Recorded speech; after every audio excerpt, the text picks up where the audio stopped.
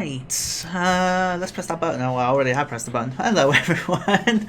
We should be live, and I've already played the stream through my headphones, so I've already made a quick echo happen. Great stream in production here from me. Hello, everyone, and welcome. It is a pleasure to introduce to you the third mod, or X mod, or sorry, Maz was the X mod, Ash was the mod, Ryan's mod, the free Jagex staff past or present for this week, and this one is of course during Game Blast. But it gives me my pleasure to introduce Mod Ryan. Hello. Good, How you doing, mate? stream. Yeah, no, it's good. Looking forward to this one. There's quite a lot of things we can talk about. I guess there'll probably be some stories people have never heard, so it should be interesting. Yeah, I mean, we'll just obviously in the flow of these, we have our topic list, but we'll just let it ebb and flow, and we'll go from there. Let me boost up Brian's audio. There you go. That should do it. He should be a little bit louder now. So I guess without further ado, just for those of you who are watching who don't understand how these streams normally work, and if you do, you kind of get the gist by now. But the gist of it is kind of dive into the life of the person I'm talking to before the job, in this case Jagex, so before they join Jagex, and in Ryan's case, after Jagex, before joining Jagex again. So Ryan is the first mod I've spoken to who'd actually left Jagex for a stint and actually came back to join Jagex again. So interested to find out, just how that was, and would love to hear as to why he came back. So without further ado, I kind of want to get into obviously just before Jagex, Ryan. So whatever you want to say, the floor is yours. Yeah, okay. So I was thinking about this earlier. I started at Jagex in 2013. So, and I was thinking about how long that's actually been now. That's like 7 years ago, so it's quite a long time. But back in 2013, I was at home actually. I was 18, living with my parents, just playing RuneScape really. Was going to college, that sort of thing. And it was the dream job for me. I applied a few times over the year because when I actually joined Jagex, I was nearly 19, so it was a whole year. I think I applied, I'd like to say 3 times originally. One to QA, and then I applied twice for support roles. And I actually joined Jagex originally in player support, so that was interesting. Everyone starts in player support. Seriously. Yeah, yeah, Eh, no, there's a definitely a lot of people that originally started there and have since moved, to QAs, to development and stuff. I thought you started QA. I honestly didn't No, know you went in player support as well. I was in player support. I was originally the night shift. But yeah, I mean, not much I could say about the interview per se, but it was an interesting one for me. I think I was playing RuneScape at the time when I got the phone call, to say like, "Hey, do you want to?" I can't actually remember, to say it might have been an email originally, but I definitely remember playing RuneScape when I got the phone call to like say, "Hey, we'd like to hire you," and stuff, and that was very exciting. Just to sort of tell my parents I'm moving and goodbye, sort of thing. That was fun. So I mean, Um, was that easy to do? Like, have you had any jobs before this, or was this your first one? Yeah, I did have. I used to work in a call center beforehand, which when I applied originally for support helped a lot, like on Nice. my CV, etc. But yeah, that was the job I had beforehand. I was working in a call center for multiple different companies. But yeah, no, it's. I mean, I'd say it was probably the easiest decision for me. It was all I wanted to do anyway, so moving wasn't a problem. But yeah, then I moved to Cambridge, as minimal as I could move with. I didn't really have anything, just the clothes and rent a room, and that was pretty much the journey. That's where it started. Oh, Um, awesome. And I mean, you mentioned player support, so I kind of want to dive into that very quickly. So, do you remember who you worked with when you first started in player support? yeah, there's probably a lot of names that people wouldn't even know, or a lot of names I can't remember mod names per se because we weren't particularly active on mods. But I mean, when I first started, I was originally supposed to be working for dealing with like Jag related queries and stuff in player support. But after So, the first, Jagex account guardian, right? Just to clarify. yeah, Yeah, Jag, okay, cool. I'm glad I remember that because I kind of joined when they were phasing that out. So, yeah, yeah, Jagex account guardian. Jeez, I remember that. yeah, that. So I was originally planned to be, talking about working with that, and then actually I ended up being trained for like hijacking related emails and stuff. So account recovery, um, and then it was kind of just a weird during the training period. which I think was a week or two, and then I was basically like part of ICU team on nights. So I was actually dealing with hijacking emails, a lot of actually original like old school bot related stuff. So I was working with Modweath and Mod Benno, I think Benno. Yeah. Just starting up some of the original things. I mean, if you were to search, Mod Ryan old school bots or something, you'd probably see me like in the original, like in-game, some bot related stuff. Oh Yeah, I think there's wow! videos. Holy hell, that's awesome. I think there's just a couple of like me being Jad or like at pest control killing bots or something. It's like super long time ago. Nice. Yeah, so I did some of that. I wasn't actually in player support for long, so I started in March 2013, and then I feel like I joined QA in June or July, so it was only 3 or 4 months that I was in player support. How did the opportunity come about? So I was like in the morning, so obviously, like I said, night shift. It'd be like 8 a.m. I think I'd finish, and I used to go upstairs and talk to a bunch of people in QA. And Mod Slayer at the time, she just randomly said, "Oh, here's my friend Ryan. He's maxed. He's got a bunch of maxed accounts." And then I think head of QA at the time was like, "Oh, we need more RuneScape players. Like, come join us." It wasn't that straightforward, but then some QA roles came up, so I applied, and then I just got the QA role and moved as soon as I could, really. So that's pretty much it for me. Gotcha. So I mean, obviously you come straight into QA. Is there actually just before we jump into QA, is there any? I mean, you brought up the old school thing from Player Sport. Is there any other quick stories you can think of from Player Sport that come to mind? I know it was only 3 months, so that might be difficult, but Not really. I mean, it was just super interesting. I mean, there's nothing I can really say publicly, as in like there's a lot of that's fair. cool stories, but like internal stories. Yeah, that's completely fair enough. Okay, let's jump into QA then. So, QA, you come into it. What was the very first team, if you can remember, that you were on, and who was it with? So teams didn't really have names then, per se, but I was with Mod Slayer, Mod Giara, and I want to say Mod Sarah. I don't know if that was her mod name. Yeah, it was. You're right. Okay. And I was originally with those guys, working on Death of Chivalry, I believe, called Owen 2 internally. I'm going to give some internal names because why not? Ooh, So it's good fun. So that was the second quest, I guess, in the Owen series. I think it probably wasn't the first project I worked on. Like, I can't remember, but I feel like I helped out a bit with some project that was like midway through development. But the Owen quest was definitely the first project I started working on from the beginning, like when it went into QA. That was a really fun thing, actually. I think maybe some of the other guys you've interviewed may have said this, but testing quests is actually really fun. I'm not like a quest player person. I don't really enjoy questing too much, but I enjoyed testing them a lot.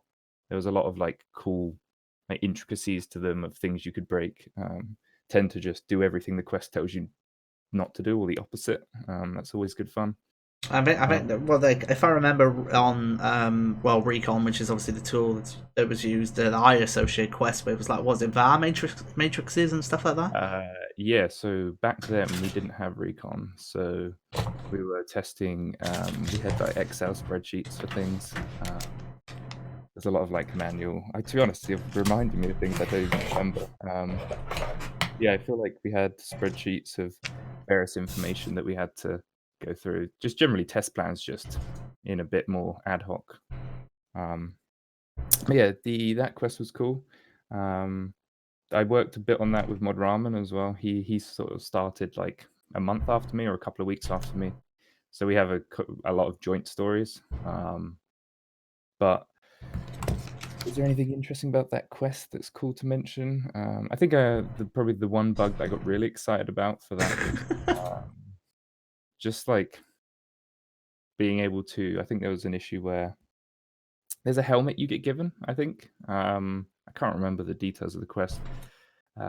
It's the special like black armor. I can't remember. It's not elite black armor. It's something from the quest. Honestly, I can't remember that. Okay. I'm not really one I remember. I'm sure the chat can help you out as you explain it. But yeah, there was a helmet and I think that it used to force it onto your head. Captain Dolchin's armor. Yeah, it's probably that armor. But there was a helmet that it'd give you, but it actually just put it on your head. So any helmet you had on would get deleted, which you can obviously imagine, depending on what lovely party hat you may be wearing. That could have been interesting. But yeah, that was probably just a cool mention. It was very exciting coming from like being a RuneScape player to breaking RuneScape, if that makes sense. And then of course we'll get onto it, but it's a hell lot more fun making RuneScape now. So, but yeah, then what else did we do? So, obviously you got Kyle to mention this on his stream, the Ascension Dungeon. Yeah. I know and then what you sent me, you said minor testing, but what specifically did you remember testing in Ascension Dungeon? So Ascension Dungeon wasn't a project like I was working on. It was sort of, I think, it might have been like Owen ended for like the testing on Owen, or there was like a swap between two projects, some downtime. So I did a bit on Ascension Dungeon. I didn't do anything too major. I think it was just like general checks of it'd be like map related stuff, text passes, etc. I didn't retest any of the bosses. I definitely remember testing environment in the dungeon because there was some like reused assets, so the descriptions didn't make any sense, like for where they were. But yeah, that was just a minor thing I tested on Ascension Dungeon. That was good fun though, because I mean, we're like when you first start, especially for me anyway, when I first started, testing anything was super cool. So like going from like testing a quest to testing some like combat update is like massively different straight away. Yeah, that was really fun. And then, go on. I was gonna say, do you want me to talk about some other projects around that time that I can think of? By all means, like Yeah. you want to fire away anything you want to fire away with, please do. Ugh, words. So around this time, if I remember correctly, it's like the memory I have in my head anyway. Crystal trees might have been being worked on, the tool belt, I believe, and crystal triskelions, and maybe god emissaries. That like not necessarily right at that time, but this is the period. They're the sort of updates I can remember. Mm-hmm. And we were testing. I imagine the NIS and HTML5 were in development at this stage because I was part of that testing, but not yet. But it must have been in development at this stage because it was it wasn't something that we just did in a month. But I was testing the new account creation flow. So the That one was that's used now, Yeah, or okay, the one that's actually used, right now. That was actually once again really fun because it's quite diverse. So going from quest to combat to what's more of like a technical, like interface driven style testing. So that was really interesting. I don't think if there was any cool bugs on that. I feel like cool is not necessarily the word, but there was definitely a lot of, imagine customizing your player and not getting what you asked for. Those were the sort of issues we'd find. The color says red and you don't get red, you get yellow, that sort of thing. So next up on my list, and I imagine this might take a little bit of time to talk about. And I'm very intrigued as to how you ended up on it. Virago, how did you come to be in regards to testing on Virago as a project? So Virago is probably one of my favorite projects ever to test. To the content itself it is my favorite boss in game. And how did that happen? Well, I was I kind of spoke to Chris a bit before I joined Jagex, randomly. Like we weren't good friends at the time, but we just had random conversations. Like we did some dungeoneering off topic slightly, but when I was going for 120 dungeoneering, I was DJing with Chris, and that was that was kind of fun, to be honest. I'll just get off topic real quick, but before working at Jagex, it was always interesting to play RuneScape alongside developers because you could hear them getting excited about something you're about to see without them saying what it is. Because I think at the time when Telmo got 120, Chris was excited about the emote that Telmo was going to do, and that was when there was like 2,000 people in the world. Anyway, sorry, Virago. Yeah, I remember one time I was talking to Chris a bit because Chris was working on it, and he said, I think Carl's told you the exact same story, but it was really cool. He was like, do you want to come over and see? Like, come see it at my desk. Went over, it was just a blown up living rock patriarch. That's what Virago was, just in the middle of a rocky room. We started talking about it, and to be honest, then I ended up just being able to QA it. It wasn't my project to work on, but because I was friends with Chris, we kind of talked about it a lot anyway. But I was testing, so I wasn't the QA lead, should I say, but I was definitely a tester on Virago. We did a lot of in-house play tests, which was good fun. That's where Kyle invented the base tank, not base tank, sorry, the what do you call them?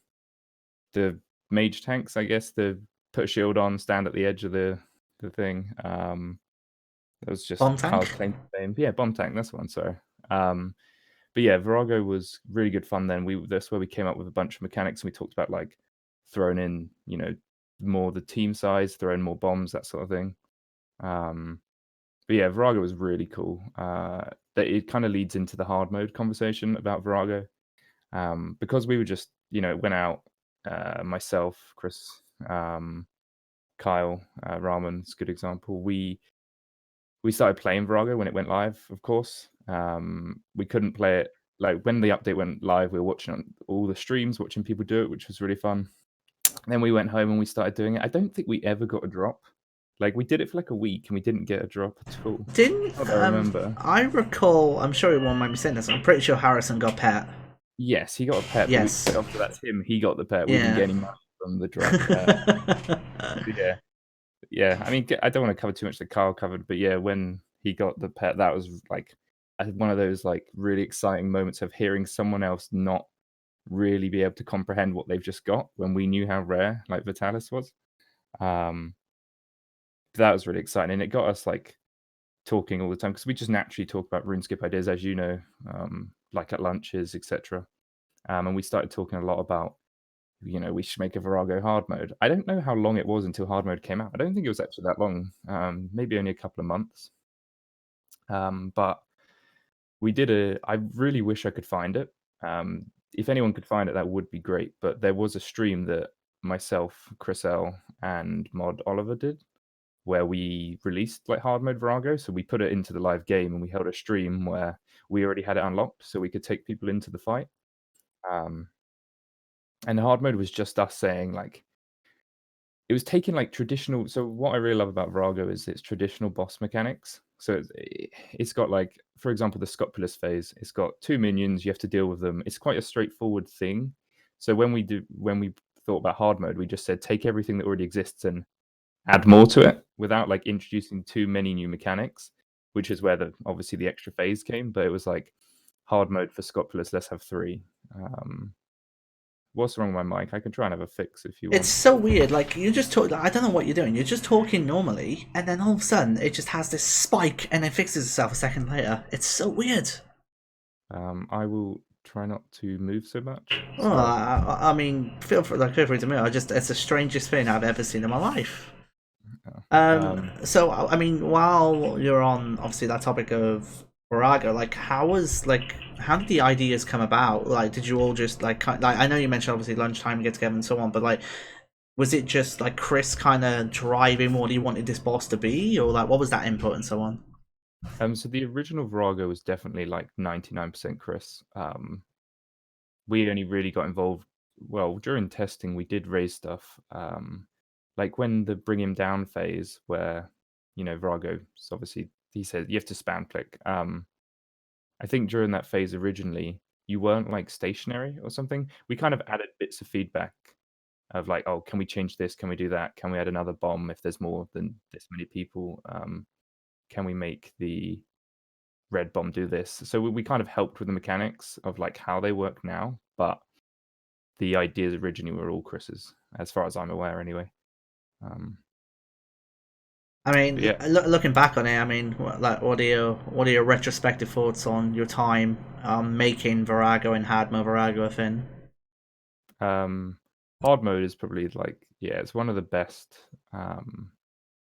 bits of content I feel that we ever did, because it obviously had the original release where there was one phase, and then yeah, when it came out, there was only certain people that I believe could have done Virago on hard mode, because you had to maul all rotations, and I think we made it so that we tracked the rotations like in a previous update before we started talking about hard mode existing. But yeah, retrospect, I just think it's a really awesome update. The way we released it as well, like we did on stream, Kyle was part of like the hard mode conversations at the time. He didn't come on the stream, but one of the best memories I have of that was we started the stream. We went into a Virago fight with like 50 people. Like all the red bombs came down, like blew up half the room. And I remember getting a message from Kyle, and Kyle said he was like panicking because he was like thinking that wasn't a good mechanic anymore because we just blew up everyone because that was his idea. Yeah, that was a good one. Yeah, that's Virago. Just one of the many updates. I think it's just a super interesting one. Not too much to talk about from a QA perspective. Um, Okay, well, I have to. This one. I'm quite interested to hear your thoughts on. So, you were actually involved in the release of divination. Obviously, the yeah. skill, not the last skill, because that was invention, but one of the more recent skills. How was QAing a skill as a project? So divination was broken down into like different milestones. There was like if I remember correctly, internally it was like the gathering milestone. There was the reward milestone. I think there was three. I can't remember what the third one was. But I only tested the gathering one, and even then, I wasn't actually testing like for whether or not it was broken. I was involved in a lot in like play testing of divination.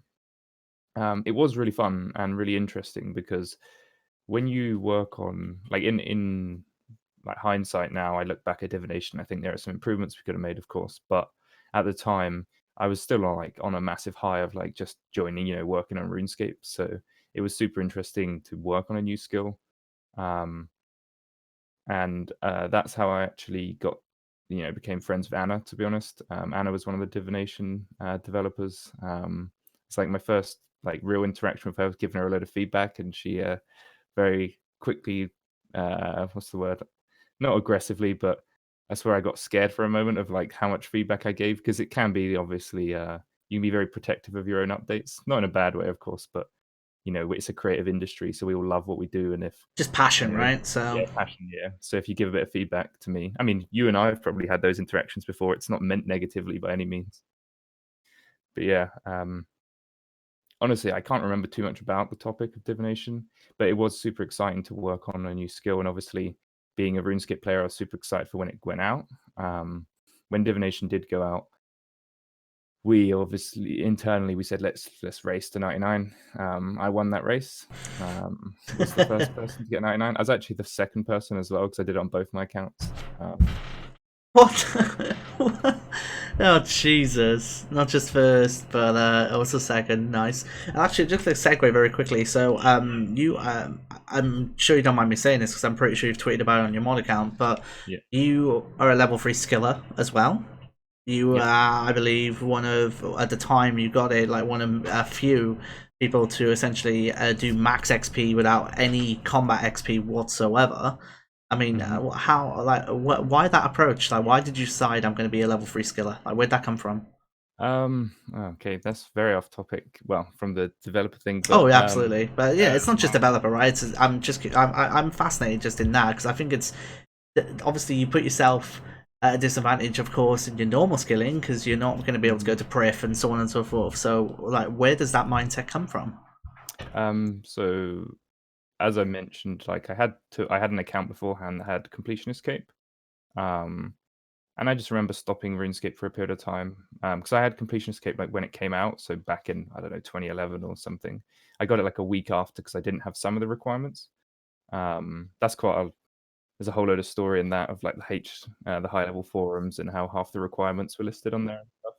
Um, But I just stopped playing after I got completion escape because at the time for me, like I was like very much chase the levels. Um, and during that period of time, like level threes, like skillers were quite a big thing. So I just randomly decided to make another account, like as you do, level up a little. I didn't expect to like keep playing it. And it kind of just massively snowballed to the point of over the time I started getting 99s and then not that you can find this anymore, but I used to make videos back in the day. They're all unlisted, so you can't find them. Actually, I think they're all private or something. Maybe one day I'll show one. Very embarrassing, but um, so I maxed my skiller Took, I think it was like 11 months or something at the time, and I was so excited. It was like quite a big thing because I'd never have thought I'd do it. I was like one of the first few people to get 120 dungeoneering as a level 3. It's probably like top 10 because there was a lot of other people. Like there was some free to play players that did it. But yeah, that was super.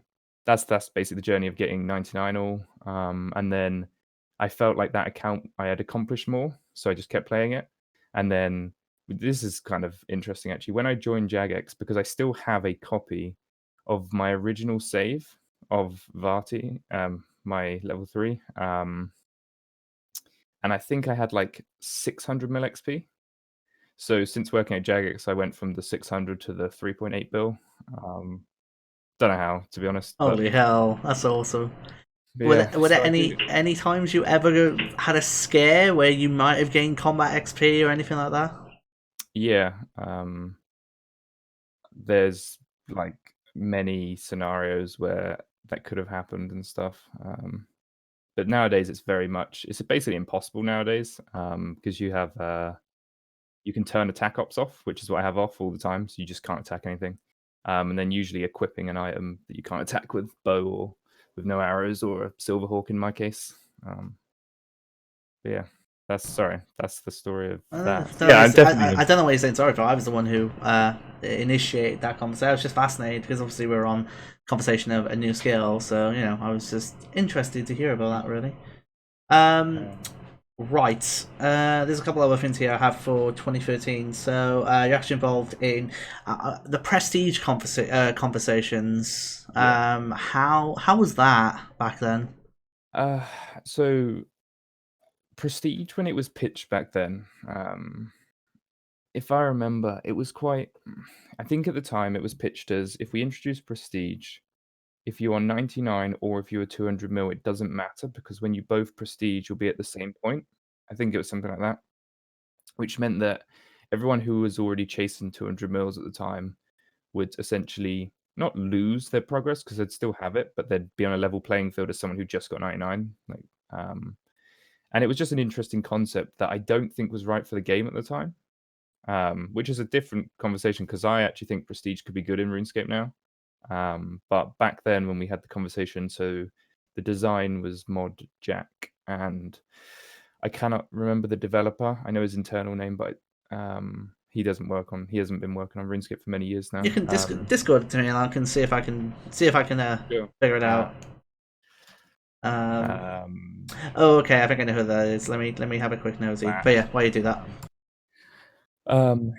And yeah, there was a lot of conversations we had internally about Prestige because I think that we posted about it. A lot of players, rightfully so, said like, "Don't ever do this. Please don't do this." And there was a lot of internal discussions about it. It was just a very like elevated thing because being a RuneScape player who was chasing, at the time 120s and 200 mils, I had quite a lot of I wanted to have a lot of input in that. I actually had a conversation with Mod Jack about Prestige recently, and we always do the whole do you remember 5 years ago, when we had this conversation, how we approach things differently together now, which we'll come back to a bit. But I was quite different when I was at Jagex back then to how I am now. I was still at that stage definitely more player oriented. I had quite a player mindset versus a designer's mindset. But yeah, that obviously got shut down. We didn't end up releasing Prestige. But just one of many projects because there's a lot of projects we don't talk about that we kind of work on or we design, etc. Which would make for a lovely stream one day, maybe to go through a big list of Confluence pages of great ideas that never happened. It was one of the things actually I always wanted to do, but I wasn't sure if I'd ever get sign off for it. Like I would have loved to have gone through the ones that the players had never known were gonna happen, just to see the reaction, and stuff like that. So yeah, I'm with you there. I think that would have been awesome. Yeah, I might see if we can bring it up one time. Yeah, honestly, I think it would be a really, really good stream. So I think if there's a way to make it happen, that would be pretty awesome. Yeah. So I've also got Super September that you're involved with as well. How was QA in Super September as a project? So it's not a particularly interesting project, I guess, to talk about, but it was the first project that I was the QA lead of. So I was responsible for creating all the test plans, making sure that we had written up everything that we needed to test, and making sure that it was tested thoroughly, etc. That was I can't remember the details of it, but that's the one with the two outfits. There's two outfits, The super super, outfit. the super, super, and then super outfit, and Yes, the cheeky monkey. I think it is as well. It's from Super September, I think, but I can't remember. maybe. But yes, because there's the super title and the super title. So they had high scores, I believe, to get those. I think it was like top 100. It was when we were doing a lot more of the seasonal high scores at the time. Um, I think one of the biggest like QA scares for me at the time was we released the update, but I didn't speak to the right people about pushing the high scores part live. So the high scores weren't live, if I remember correctly. So it was Um, your job as QA lead to get them to push the high scores live. uh, Not really. It was more of a conversation whereby it worked a bit differently back then. Kind of, I think it was that update. It's something to do with loyalty store. It's a yeah. I don't really remember, but Yeah, it it was might be because someone said that they were rocking Superhero Lightning, which is a cosmetic override, so that might be related to Loyalty Store, actually. Maybe. yeah. I don't know if that was around the same time though. Okay. But yeah, it was a bit more like stressful to manage a project. It was the first thing I worked on, as I mentioned. But yeah, learning curves, right? So didn't make that mistake again. Um, but yeah, that was just an update for me. hmm I imagine there isn't much to say on this one, but you're involved in the Well of Goodwill as well. Yeah, so Weller Goodwill, which kind of leads me on to Ninja, if I can talk about Ninja a bit. But you can talk about that if you want to. Go by all Sure. means. So I was so the Ninja team. So the Ninja team didn't exist yet. Um, it was kind of a talked about conversation internally, if I remember correctly, about getting a team together of like really not necessarily just passionate, but people who really like know the game or can really interact with the community. So it's kind of like a bit of a hybrid role. Can you do a bit of your own community management, that sort of thing? So the Ninja team was formed, which was I'm going to name everyone for you. Myself, Mod Oliver, Mod Anna, Mod Stu O. So Anna was the developer. Mod Stu O was an animator. Mod Label. He was a character and environment artist, and then Mod Ashes and Mod Days. So there was three developers, two QA, one animator, and one artist. That was the original Ninja team. That's where we essentially started all the ninja stuff. So the ninja forum, the various ninja teasers. We started like came out strong with all the original ninja updates. Left click bank, left click grand exchange. There's a lot of the original stuff. Um, but yeah, ninja was really like probably one of the best things I was part of originally. We did a lot of really cool stuff because we tried to get updates out. Like our whole focus was on what the players really wanted. So we would talk to players as much as we could at the time. I think we were only really just starting out, like as a company using Twitter. But we had the whole Ninja forum. We occasionally went in game, but there was a whole load of Ninja fixes, and then we also did some like Ninja style updates. So one of my favorite Ninja updates, I know. Actually, we'll probably come on to it because I think it comes a bit later. Yeah, that comes. I mean, we'll definitely get there. I think that much is obvious. I'll talk about the Well of Goodwill first, then, Yeah, because as you mentioned it, sure. so Ninja actually did the Well of Goodwill originally. Mod Ashes was the developer for that. That was really fun to test, actually. It was kind of a different one. So obviously, it's the interface-driven thing. It's about testing that bonds and coins appropriately contribute to like a big total. So like we had essentially like global variables to remember all the information of that every player was entering. But yeah, that was the original Well of Goodwill, which I think we ran twice before we closed off the well. But we, at the time of that release, that had the three titles up to charitable, I believe. That was where it stopped at 1 bill. We didn't go to billionaire. That came in the the second set of Well of Goodwill. And then obviously, we will get to it, but of course they were brought back for deep sea fishing as well via the Yeah. whirlpool, which is I think was Yeah. really cool. So it's a nice way of bringing it back and not having it not just be lost forever and ever and ever. Mhm. And then the final thing I have here on 2013 that you sent me is a little bit of assisting on Rise of the Six, obviously another PVM project. Yeah, so Barrows Rosa 6. That was another really interesting one. I really I like looking back at things like Virago and Rise of the Six, because they are quite staple bosses, outside of, your typical God Wars, before we got to raids and whatever else. They're my sort of like staple bosses, I guess, because that's what I worked on. Um, Rise of the Six was really interesting because it was the first time we did, I want to say, like a more complicated fight, of course. So that was the depending on which, the rotations and who's on which side, etc. There was a lot more to test. Also, just the way in which the RuneScape engine works, testing the way in which, so like Torag, how you get knocked into the ground, that sort of thing. There was a lot more, a lot of the stuff you see from a RuneScape, like as a RuneScape player, um, it works a bit differently behind the scenes, I guess. Like that person isn't actually in the floor; they just look like they're in the floor, for example. So when you come to testing that stuff, just because you're in the floor doesn't mean you couldn't walk. As an example, you could still move around, so we have to actually stop you being able to move.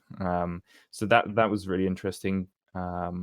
We also had with Barrows the whole Shadow Realm concept.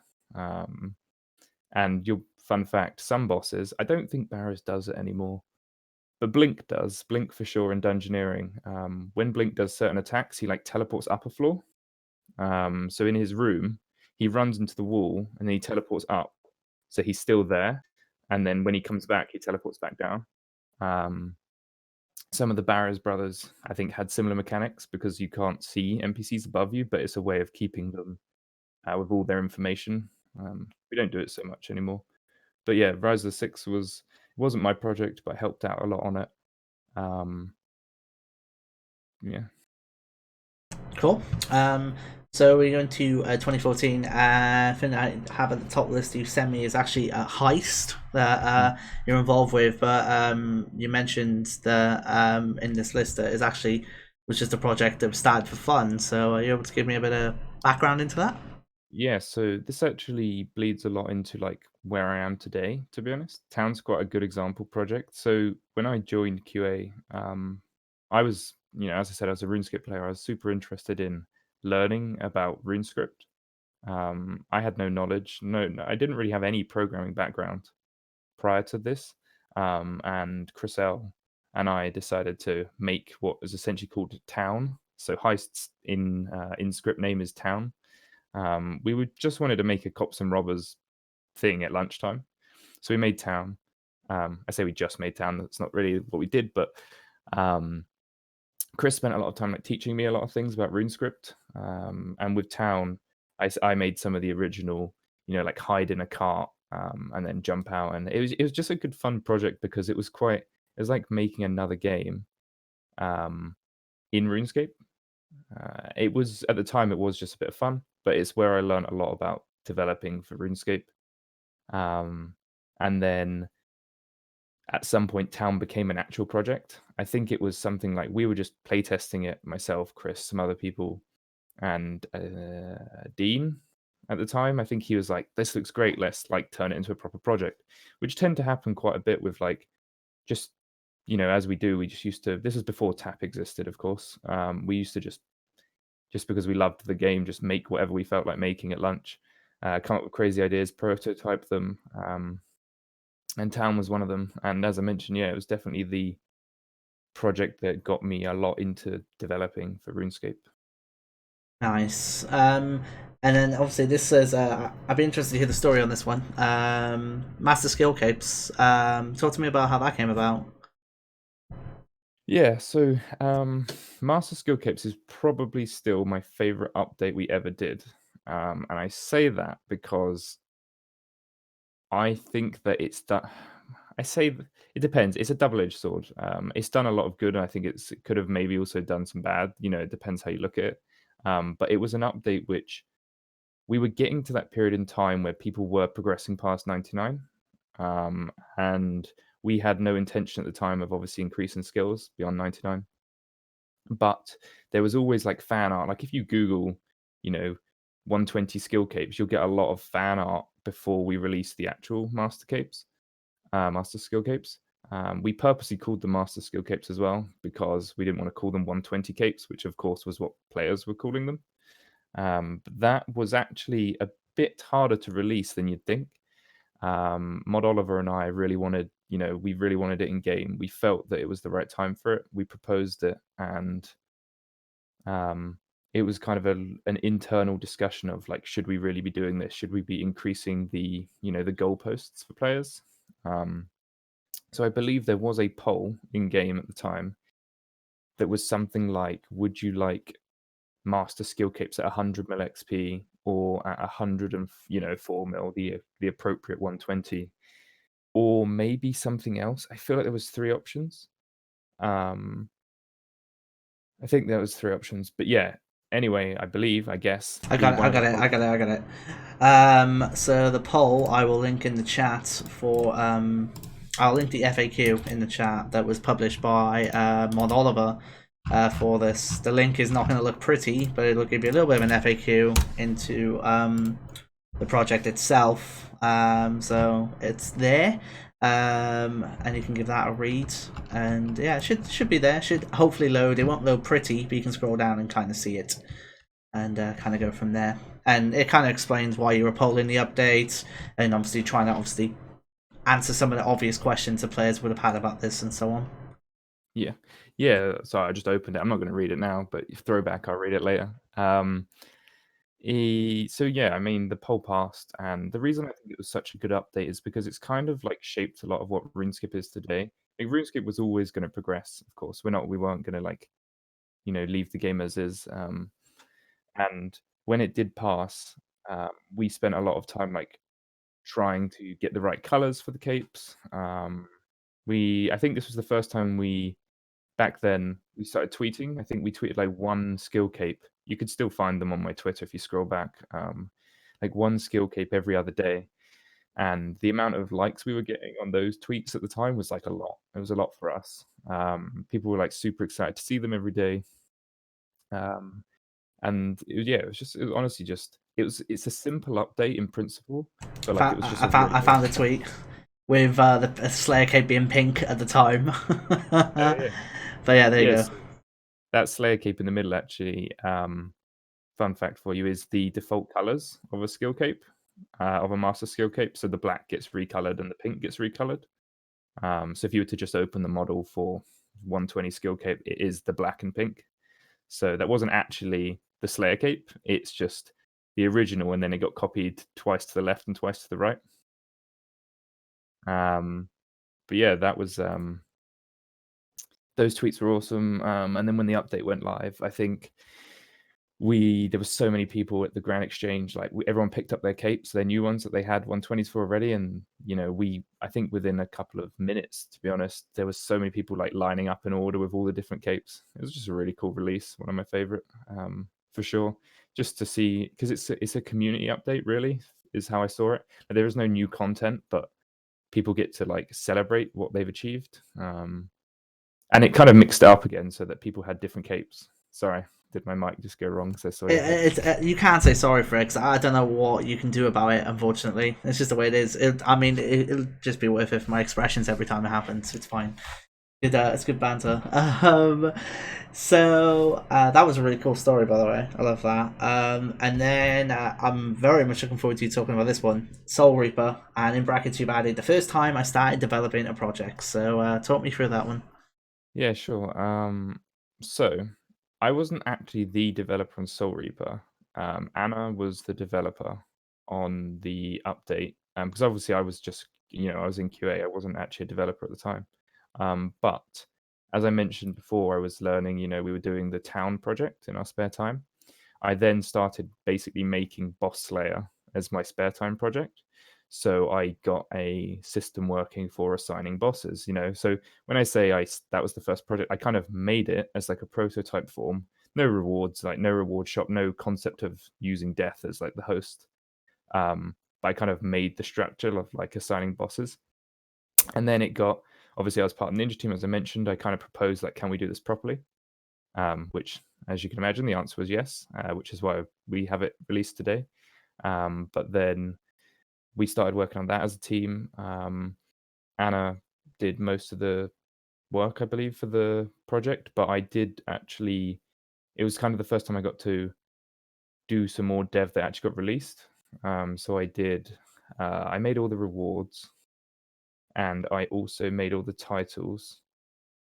Yeah, I think I made most of the rewards and the titles, which was a lot for me. Like at the time, I wasn't that experienced, and it was just super exciting to after what was essentially, it was probably like a year, maybe a year and a bit. Like went from joining the company, testing the content to be able to make RuneScape content, which was like massive thrill. And dare I say, I may be getting my content confused here. Soul Reaper as a rewards, did that come with your Rinter deaths and so on and so forth, your Hydrixes and stuff like that? Yes, yeah, So the Hydrix. so that update still sets the standard for best in-slot items used to this day, which is pretty astonishing when you think about this as being 6 years ago now. Was it really that long? Yeah. Yeah, 6 years ago. And Uh, still Amulet of Souls gets used, still Rin of Death gets used, Death Touch Bracelet yes. on occasion as well. So the original effects have changed slightly, I believe. I believe Mod Pi updated some of them at some point, like a couple of years later. But the original, so I made the originals, but they were designed as a group, like as a team. I think Mod Oliver put a lot more like design effort in. So as I mentioned, Ninja us being like multi-rolled at the time, we kind of did a bit more than just our specific roles. So Ollie did a lot more design, and I tried to do a bit more dev when I could. Um, So obviously you but mentioned yeah, doing a bit more dev. Is there any interesting bugs that came back to you from that perspective? um, not that I can think of, other than just no bugs that. No, nothing special per se. Probably stuff like just your typical like this title isn't appearing, Hmm. and it'd be a minor thing to fix. But no, it was a good learning curve. Mod Ashes. So yeah, Mod Ashes actually worked on that project as well. He did the whole Beasts tab, so everything you see on Beasts today, that's what he did. And he was helping me. So Ashes did a lot of like helping me at the time with RuneScript as well. Nice. So that man's helped me out a little bit as well. Bless him. Love him. Um, next up is it was minor testing, but you did have a hand in testing out Prifdinus, or El City as it was known. So how was that when you were looking at it as a project? Of City is a really interesting project, to be honest. I think it was one of the better projects we've done with how we developed it. And by that, I mean, so there was a lot of meetings internally of like, we're going to have a meeting about Camp A. I can't name the elf camps, but like Traherne, for example. And the Traherne should be about these two skills. What can we do? Um, I was involved in a lot of those meetings, so we discussed each of the factions, what they couldn't contain, and obviously that got broken down into what we should do, and then that obviously got made. But I just think it was a well-structured update in that when we released it as well, we released it in two parts, didn't we? So we released like half the city and then the other half. And I know that there are different views on batching content. I don't feel like Elf City was batched because there was so much content in part one that it made sense that not releasing it all at once anyway, because there is a degree of like overwhelming content. But from what I tested, I think I just tested various features. Like I think I tested a bit of Rush of Blood, tested probably some of the Seren stones. Just generally pick a bit of content, and I probably maybe like dabbled in testing it. I was also back when I was in QA. I was had quite a bit of focus on like bug abusing stuff. So like making sure that things weren't like you couldn't get into the city without having the requirements to get into the city and stuff. So I had more of a focus on that sort of testing as well to try and find the more game breaking side of bugs rather than just the in your face issues. But yeah, I that's mean, pretty much it. I think for me, so I just joined Jagex when Prif became a thing. The RuneScape logo completely changed because it was about Prifdinus, and It was quite fascinating to see it. The one thing I have an appreciation for looking back on it now is, even though I wasn't on RuneScape in 2016, even though I was in Jagex, I could still read pretty much day to day on the blogs that were coming out on it, and the dev blogs, I mean, did a really good job of explaining that content. So I hope, like, I don't know if you're doing this or not, but like on a personal note, I hope that that kind of trend follows for archaeology, because I think that dev blog process of kind of explaining it all really does a good job in is summarizing that for me anyway. Mhm. Did they go out before release? Yeah, the blogs were out before release. They were Okay. actually quite every couple of weeks or so, if I remember. I'm sure people in here will remember it better than me. But yeah, this is before release. Right. Okay. I didn't even remember that happening. um, so next up, this is really cool. I think that you're involved on the Royal Rhinos and seasonal high scores. Yeah. I have to remember which seasonal high schools they were. But this is when we started like not bringing back seasonal high schools because seasonal high schools have been on and off over the years anyway. This was, I think it was like the Gardener title and maybe the Health Points one. No, it was definitely Piggy is the title. The Gardener, I think it's the Gardener. There were some other ones that released around the same time. We did those. That came from Ninja Team. Just a bunch of like, we can come up with some cool little high scores. Let's get them up and running. And the Royal Rhinos was maybe linked to the Well of Goodwill as well at the time. Yeah, it Maybe was. that It was was. big version. So that's when we ran the Well of Goodwill again. And the Rhino is the other kind of pack yak style. I think can you still use it as a pack yak? I know you could at the time. I Um, think so. I'm not sure. Obviously, it depends if it's a companion or anything. Oh, well, it depends on the yeah, type I it is, I don't. guess. Um, the Piggy title was for placing between first and the 100th in the life points healed seasonal high score. Yes, yeah, So, that one. it's an interesting, interesting seasonal high score. But that's what I kind of loved about seasonal high scores, is that it's completely different and it makes people do things way differently than your usual run of the Yeah. mill, and that's what I loved about them. Yeah, I think to be honest, that one, I think people ended up winning by doing it in the clan battlefield. They made like a setup where it'd keep making you lose HP and it was smart if I remember correctly. But yeah. Nice. And then going back to bossing and killing, we have a boss timer and kill counts for bosses, which is quite iconic now, obviously, as your traditional when you PVM, people always look at their timers, they look at their kill counts. How was that as a project to do? Yeah, so I don't remember. I guess kill counts we released so this is kind of around the same time as Soul Reaper actually. Might have sent you in a different order, but um I don't know if timers came out with Soul Reaper, but we definitely put out kills with Soul Reaper. I think we put out kills a bit before Soul Reaper came out because there's the rewards of like the Reaper title and final boss, which came out with Reaper. Yeah, which came out with Soul Reaper. Um, but then we introduced boss timers. I think that is a second question, second update, which was awesome as well. It's just adding more to like, if you look back at this, we've essentially released Soul Reaper and boss tracking. So killing bosses was not just a kill anymore. It's like you could fully track it. You could tell other people about it. Then we added timers so you could tell other people how fast you can kill bosses. And then obviously we will come to it, but something I did later on, like boss collections, giving more of like a general bossing is a thing, like a feature. Um, but yeah, timers I think was, it's a no-brainer when you look back at it, right? It makes sense that you can see how fast you can kill a boss. But that's just another update we did in Ninja, I think. Just the sort of thing we were trying to do, like add to the quality of life, not just in what people see Ninja fixes as, like left click bank, but more quality of life to the way in which you play the game, giving you other aspirations and stuff. Agreed. Um, and then next up I see is expert skill capes. What was that? Yeah, How was that, I should say? expert skill capes is not my favorite update, to be honest. Um, that was where we ended up making, well, the support, the gatherer's cape, etc. Um, it was cool in concept. Maybe it is still cool. I mean, nowadays you can put perks in them, right? You can do the skilling perks, 2 perks, I think, per Yeah, it's two, and then I think it's just two per one, I think, and then something to that nature anyway. But yeah, so I was still QA at this time.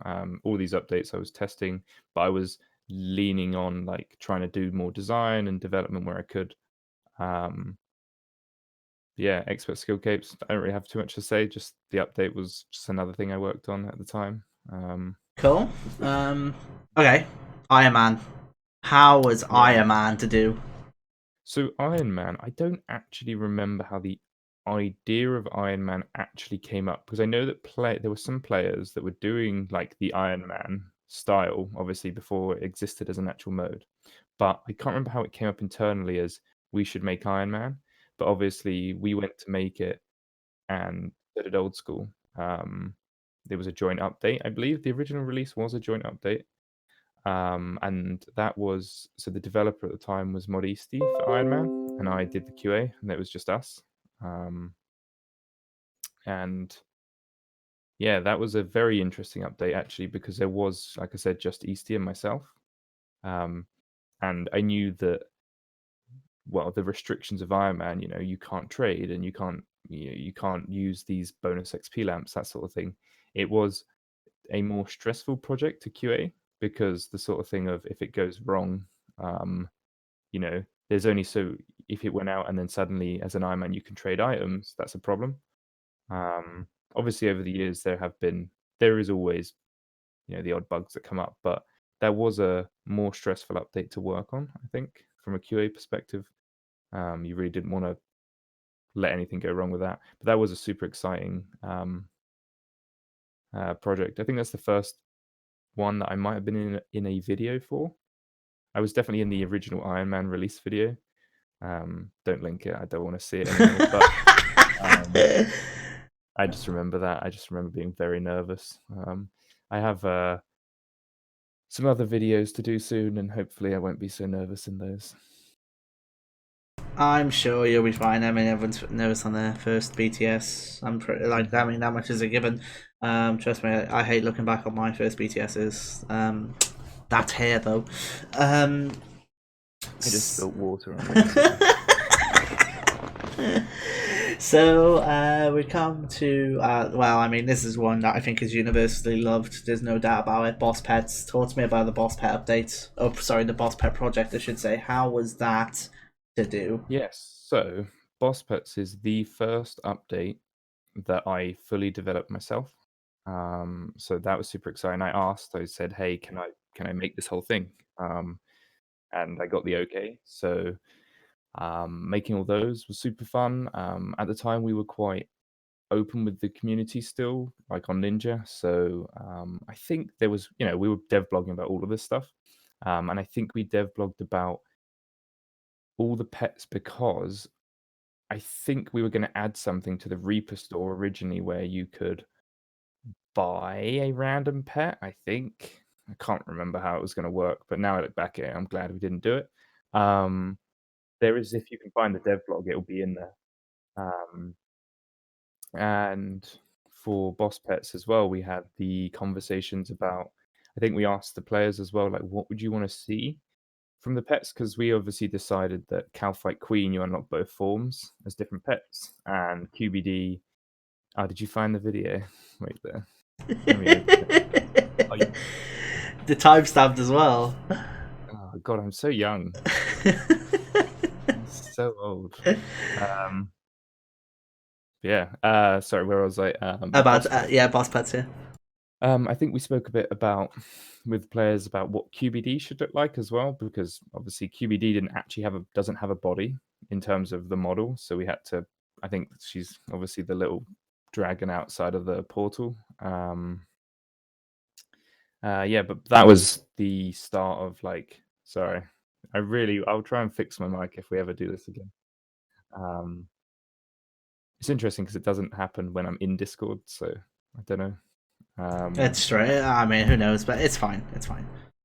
Um, but where was I going? Yeah, so I fully developed that update, released that, and that really got me like at this stage I was like super into still super into RuneScape, but super into developing for RuneScape. So like I really wanted to move to development. which we'll talk a bit about in a bit. But that update obviously happened, and then a little later, it came up to. I'm skipping a bit ahead, but Yeah. it came up to. I don't know how long it was after, but that's where we had conversations. I was like talking with some players who had Final Boss, and then people who were collecting pets, and as you do, and then it came to the conversation somewhere. I said, "Who wants to talk about insane Final Boss? Like, come in game, join my FC." And instantly, my friend's chat was full, and we started talking about making like a golden version of Final Boss for all pets and 100 of each kill, including hard mode. And I mean, to be honest, it was a conversation, and everyone who was in game, so only like 100 people, sure, and whatever tweets I got on Twitter, people were like, "Yeah, let's do it." So I think I probably made it that day as well, and then it went out not that long after. And yeah, Insane Final Boss, of course, is still one of the most like high level goals you can go for as a PVMer.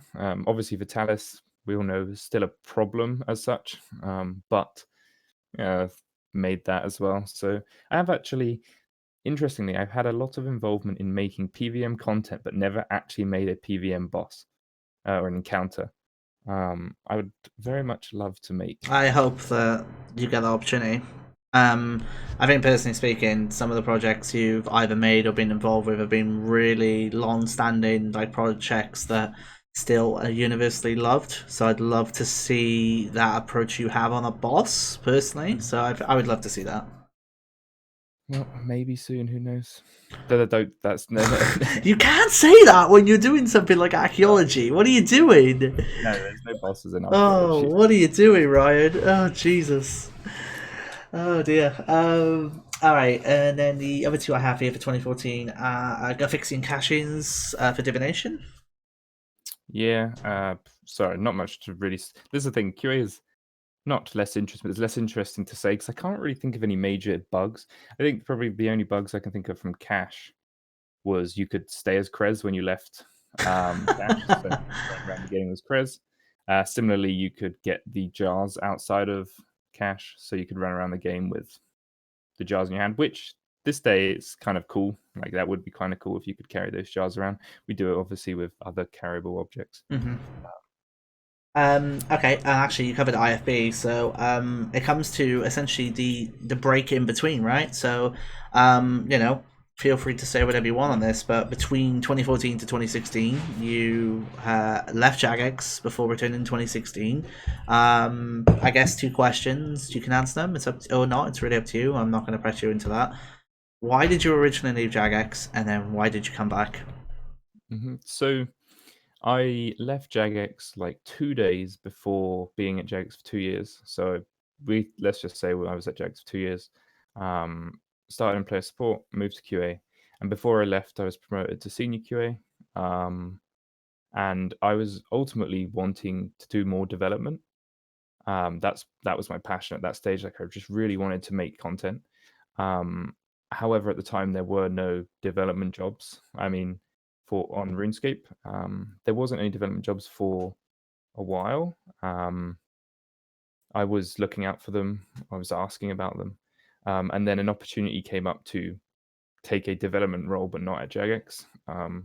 So I did that, which was an interesting move because when I look at it, it's like I was obviously, my dream job was to work on RuneScape, and then I left RuneScape, which kind of comes back to like why I came back to it as well.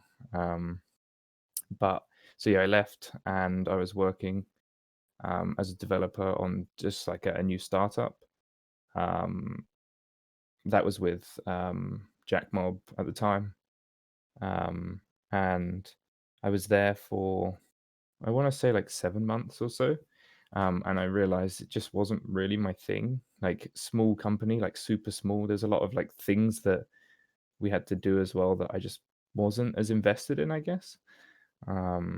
So I left, and then in the interim, like I was then actively looking for jobs back at Jagex. I really wanted to go back, and I really wanted to, develop. So I was only looking at developer jobs. I wasn't looking to go back as QA. And then I was working at Frontier for a little on Elite Dangerous, and then barely touched it, but that was before Planet Coaster was released as well.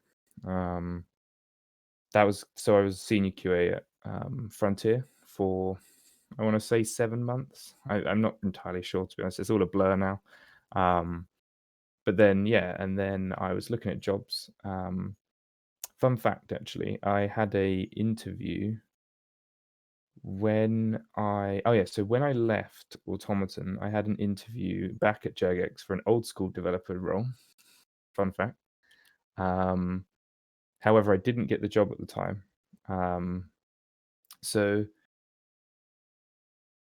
there was reasons as to why I didn't get it. I was told about, things that they'd like to see from me. So I spent the time when I went away, when I was at Frontier, invested in doing the things that like improving on the things they asked about. And then I had a interview for RuneScape 3 development sometime then, and I went to that interview and spoke about all the things I'd learned since the previous interview and all the things I've worked on.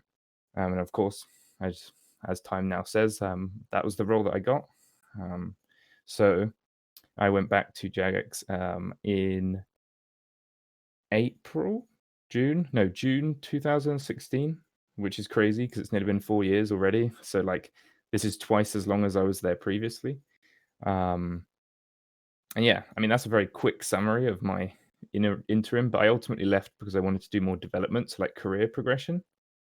And then I came back because the typical saying of like you don't know what you had till you it's gone sort of thing. Like I was so into RuneScape still. I was playing RuneScape all the time. And I really wanted to like continue to make content for RuneScape. So I applied back and here we are today making RuneScape content. Fair, fair. I mean that's completely fair enough. I would have been very interested to see how you would have fared in old school. That's a fascinating what if story Mhm. right there. But hey, that was awesome. I knew about Automaton, I didn't know about Frontier, so that was a nice TIL for me. But yeah, I respect that a lot, and obviously, at the time you've come back here for 4 years, 4 years since, you progressed to senior content developer, and obviously we'll get to that in a little bit because I got a couple of questions about that. But you came back 2016, June 2016, like you mentioned. Mhm. How was it shifting to now a full-on development role in a game that you love, a game that you'd worked on previously as a QA, doing some development stuff on the side? How is it jumping straight into development now, full time? Um, can I add something to your previous comment first? Is By that all right? means. You said what would it have been like if I was on old school? Yeah. That is an interesting thing. Like I'd love to make some old school content still. It's just finding the time really, and there was been over the years since being back at Jagex, not so much recently, especially over the last year or so, working on archaeology, but um, I had involvement in, Theatre of Blood Yeah. designs and stuff. So I was involved in some of those discussions because I was playing old school at the time as well, and the team, the old school team were lovely and like happy to like have me in design meetings as well. So that was always good fun as just being like it's a different game, but it's still RuneScape, So that was good fun. Yeah, sorry, just to add No, to it's your fine. old school. I mean, I think it's a very good point to add on. So, yeah, it was awesome. So, yeah, I mean, how was it adjusting to life as a full time developer on RuneScape? Hmm. So, I mean, I'll tell you how, like, when I came back, I was shitting myself, like, because typical, like, um, people talk about imposter syndrome and stuff, and, I think everyone gets it occasionally, but, like, I thought I was, like, way over my head of, like, as in, like, way over my head, sorry. Um, Being able to develop content for RuneScape now is like it is now my job to do that. Like I need to be able to do that. So that's the thing. I learned a lot when I between leaving and coming back. Like I did a lot of programming, so I learned a lot, which has been super beneficial. Like that was my investment, like my hobby and the things I looked into. Um, but yeah, coming back, um, I was like my goal was to do everything I used to do, but like 10 times better. Just be better and learn from all the mistakes I've ever made and things I've improved on and stuff.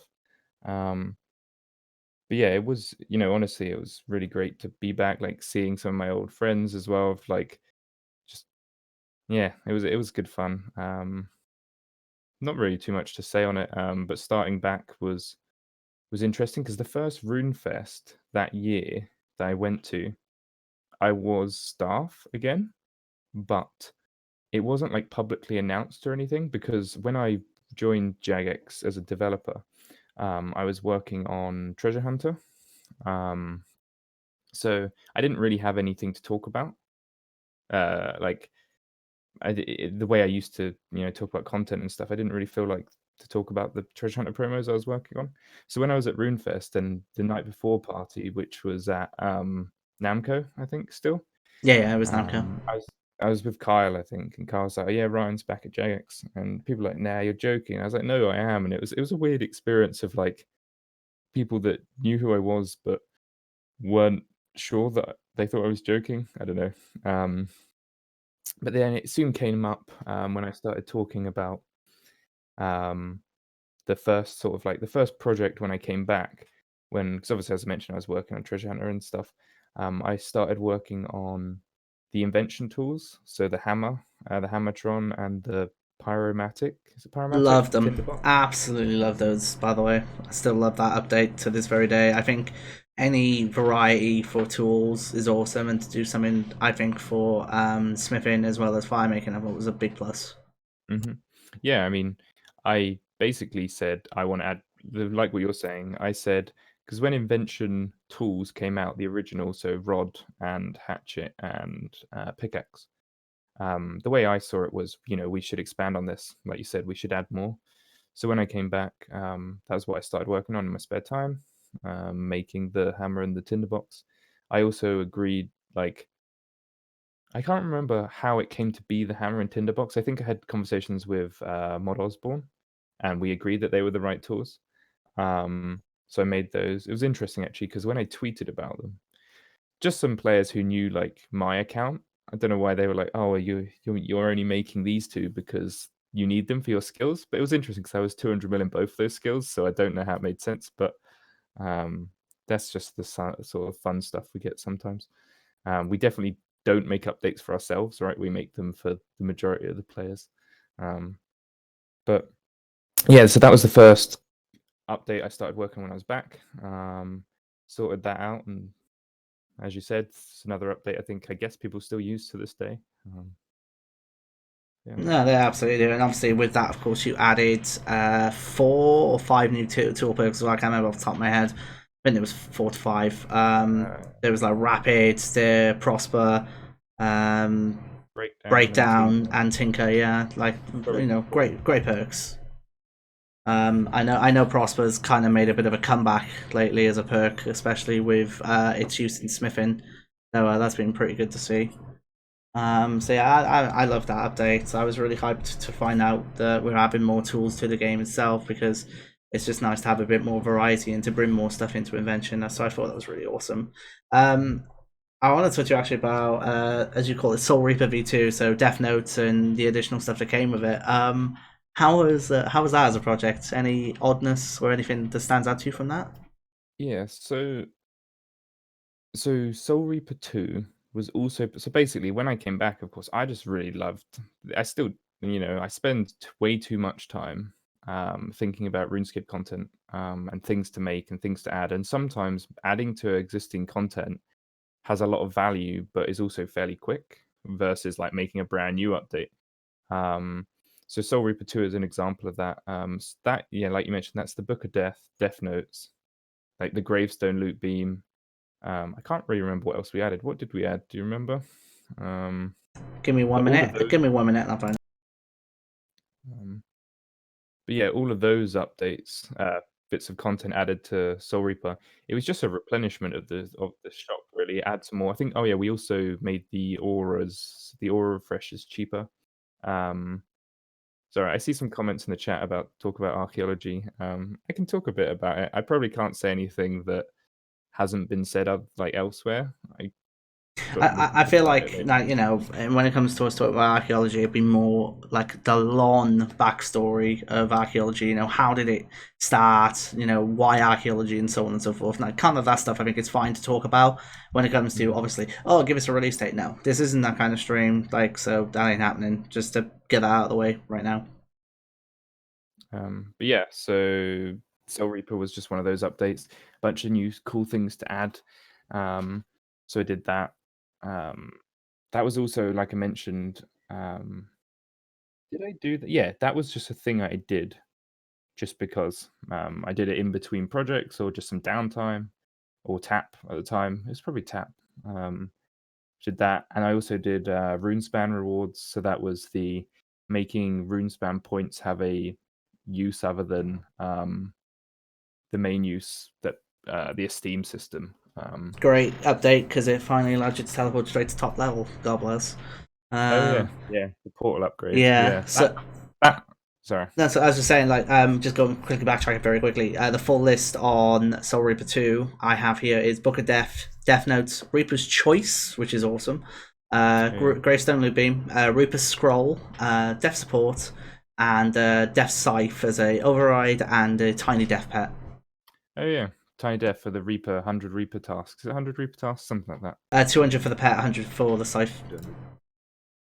200. Yeah, just some fun things to add, really. We're not skipping over the hidden trading sequence. I'm going to bring that up. Don't worry.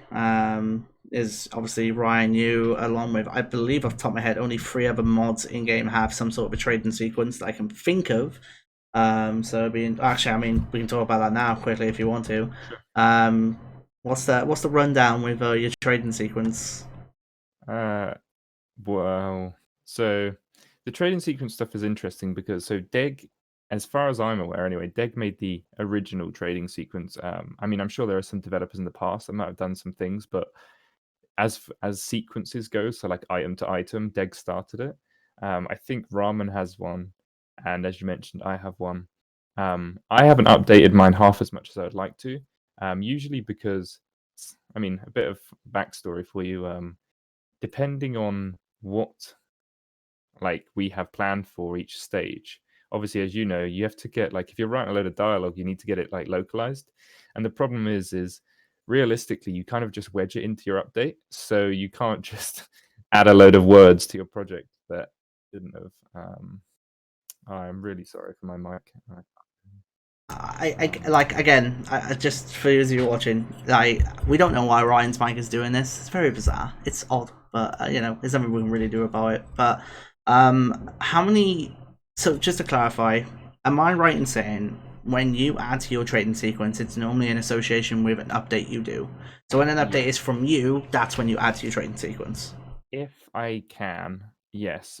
So the original, it's all on Wiki now anyway, but the Rusty Chest was I made the buried treasure hunter promotion, the one where you dig up the chests. And I really wanted to get something in game, so that's where the actual map has like I asked the artist to actually draw like a location on the map. Um, I can't believe someone figured it out, to be honest. It's just so random. It's crazy, but if you go there, you dig up a chest.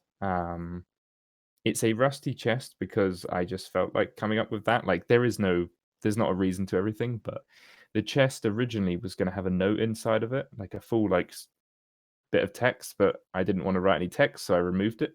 As in, I wrote the text, but I couldn't get it translated, so I removed it. Which is an interesting and funny story, actually, because here's a fun fact for you. Um, the text originally had at the bottom it was signed by Tavia, um, who obviously Nice, Tavia is nice. released later on as part of deep sea fishing.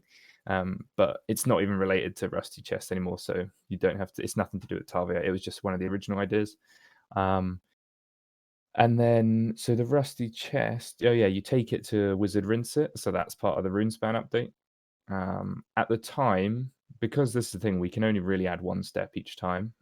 He says, like, come back later, I need to research this, and that's basically the holder for wait until the next update. That's a pretty Um, good way, a lore way of holding it as well, though. That's really good, actually. yeah, his was Nice. alright.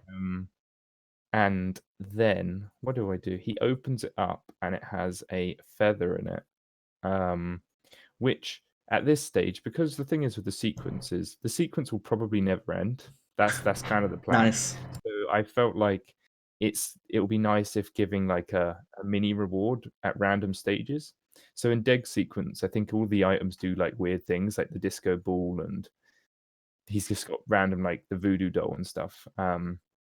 So instead, for mine, I felt like doing something similar, but also some unlocks. So the feather allows you to unlock the special resting anim, which once again, I don't know how someone figured that out. I think you have to, if I remember correctly, you have to use it when you have less than 10% run energy. 0%. You Zero. have to Yeah. use it on 0, so you have to time it on 0%. I don't know how. Again, you can figure that out, but yeah, on Uh, 0%.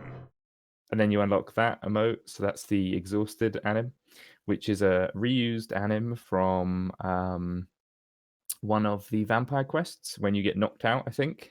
Um, Fun fact. And then the feather. Sorry, I don't even know if this answers your question, but the feather is then taken. So deep sea fishing is when I was next had the opportunity. So this is the thing. I did a lot of updates in between these periods. The problem was I couldn't like necessarily have the time to implement it. But when I do implement it, if I ever get the time, I may end up, say adding like 5 steps at once where they go to previous bits of content. Like I might just use them. But yeah, then deep sea fishing, you give the feather to the merchant, and the merchant gives you an ancient tablet, I think, which is really funny because when I did that, we didn't know we were going to make like archaeology or anything. It just so happens that it can tie in quite nicely with archaeology. Yeah, the ancient scroll was timed brilliantly in your in regards to predicting what could be next. That actually worked out quite beautifully, I've got to say. Um, God damn it. I the ancient scroll, you should be able to use it in archaeology somewhere, doing something. I haven't actually implemented it yet. I still need to do that, but it is coming. Just so you know. Nice. Yes. Okay. So that's awesome. So it can continue with archaeology. That's exciting.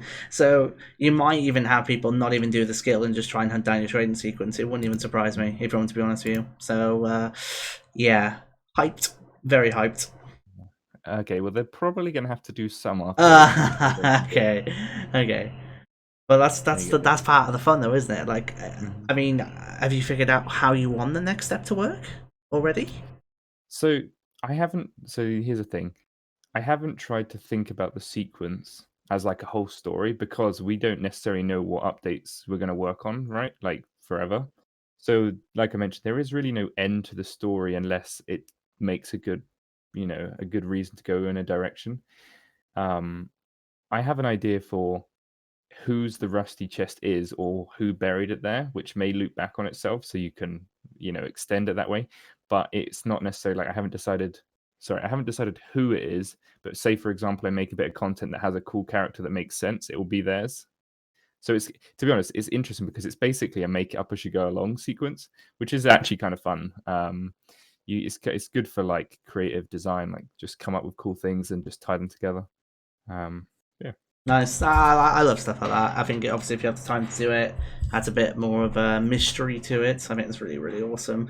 I still remember actually to the very day the Reddit post about the chest. Obviously, everyone thought it was related to the promo when of course it was completely different. So that was really cool. I think the way it was done was awesome. Um, so there's a couple of things here. I kind of want to talk to you about what we got. I'm trying. So you've obviously got so much here that I'm trying to pick out ones I know will be quite beefy to talk about. All right, we kind of mentioned it. Let's talk about deep sea fishing as a project. Sure. How did deep sea fishing start off as a project? Um, so you can probably find this video. It was in our RuneFest talk, but um, ultimately, I wanted to add, as part of our skilling plan, it was to, sorry, um, was to add more intensive methods to skills. Intense being doesn't necessarily have to be super intense, but just not AFK. Lean forward gameplay. So in that and in the RuneFest talk, we demonstrated me standing on a mini like rowboat, like fishing in the water, which was basically the fishing frenzy mini game. I say mini game, the little event. And that, in Mod Osborne fashion, he said, "Oh, that's really cool. Can we make it into a bigger update?" That was the conversation. That didn't And I surprise me at said, all. maybe like deep sea fishing. It was just like at this stage there was no design to it, right? And he was like, "Yeah, that sounds awesome. Like, let's talk about deep sea fishing at RuneFest." And I was like, "Okay." So then I started designing it, and we knew that. So we looked at a bunch of. I mean, I can talk about the deep sea design actually. We looked at a bunch of fish that we could introduce. There were some other really cool concepts for fish, but we didn't want to introduce them because they're endangered animals, like in the real world. So it would be a bit weird to like be fishing them in RuneScape. It just felt like not right. But we introduced sailfish. The reason we knew that we were going to introduce a new best fish that was higher fishing level, because it's kind of the sort of normal thing to do. Like if we're going to introduce a new high level wood cutting, we'd probably introduce a new high level log. This kind of this natural thing. And then if you actually look at deep sea like top down, it's kind of like a theme park. In fact, the concept was drawn by, I don't know his mod name. Do you know what Neil's mod name is? Mod Neil. It's literally just Mod Neil. Oh. Like top down, it looked like a theme park. Like he drew like the sailfish over this location. And I said I wanted to introduce some new fish as well that aren't the sailfish, that do a different mechanic. So that's your jellyfish. And we went round in circles, Modiago and I, trying to come up with cool ideas for jellyfish. Of course, that's where we came up with the idea of the not adding to the food delay, which was the most important factor. So you could combo it. It's basically like a brew. But yeah, I mean, ultimately, jellyfish are what they are today because of that. They went out with 1k healing, didn't they? And then we changed it to 750. Yeah, it was 1k initially, yeah, and then 750 was what it went to. Yeah. That was that.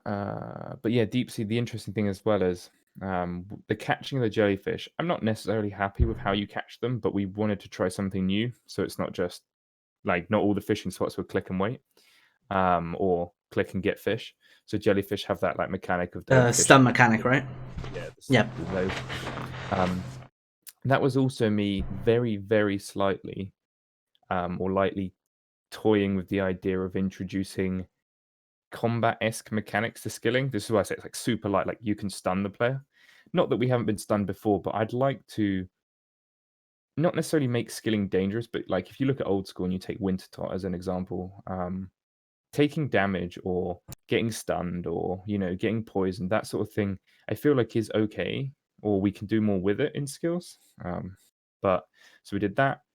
And then which we called internally, we called ZMI fishing, which is the swarm fishing. Called it ZMI fishing because of how ZMI works, the runes of getting a bit of everything. ZMI fishing is actually really interesting. It was just a cool mechanic of how about we give a fish around your level, and the higher level you get. But yeah, that was kind of cool. Talk to me about Tavia, as in Tavia's Rod. Why this piece of content was the idea to do a hero item for it? Because I wanted to. I really wanted to add, like, after Hazelmere's signet ring, I believe that Tavia's Rod was decided before Orlando Smith's hat, I think. You are The clue absolutely update went out correct. Yeah, before, a but it clue, was update decided. went out in February of 2018, I think. Deep sea fishing was March then, I think, off the top of my head. So I definitely remember Tavia's being a thing before Orlando's became a thing. So yeah, you might be right there. It was a coincidence that we happened to do 2 hero items at the same time. It wasn't like we were trying to do loads, but that's just what happens when different teams are designing different projects and have cool ideas. Like, obviously, we knew about it. It was like, it's just a thing that would happen.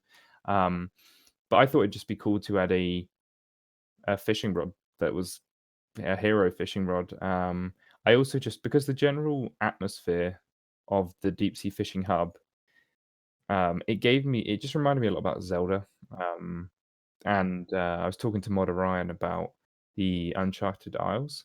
Um, and I knew that there are special mini quests in the Uncharted Isles that have like their own like fixed islands that aren't random.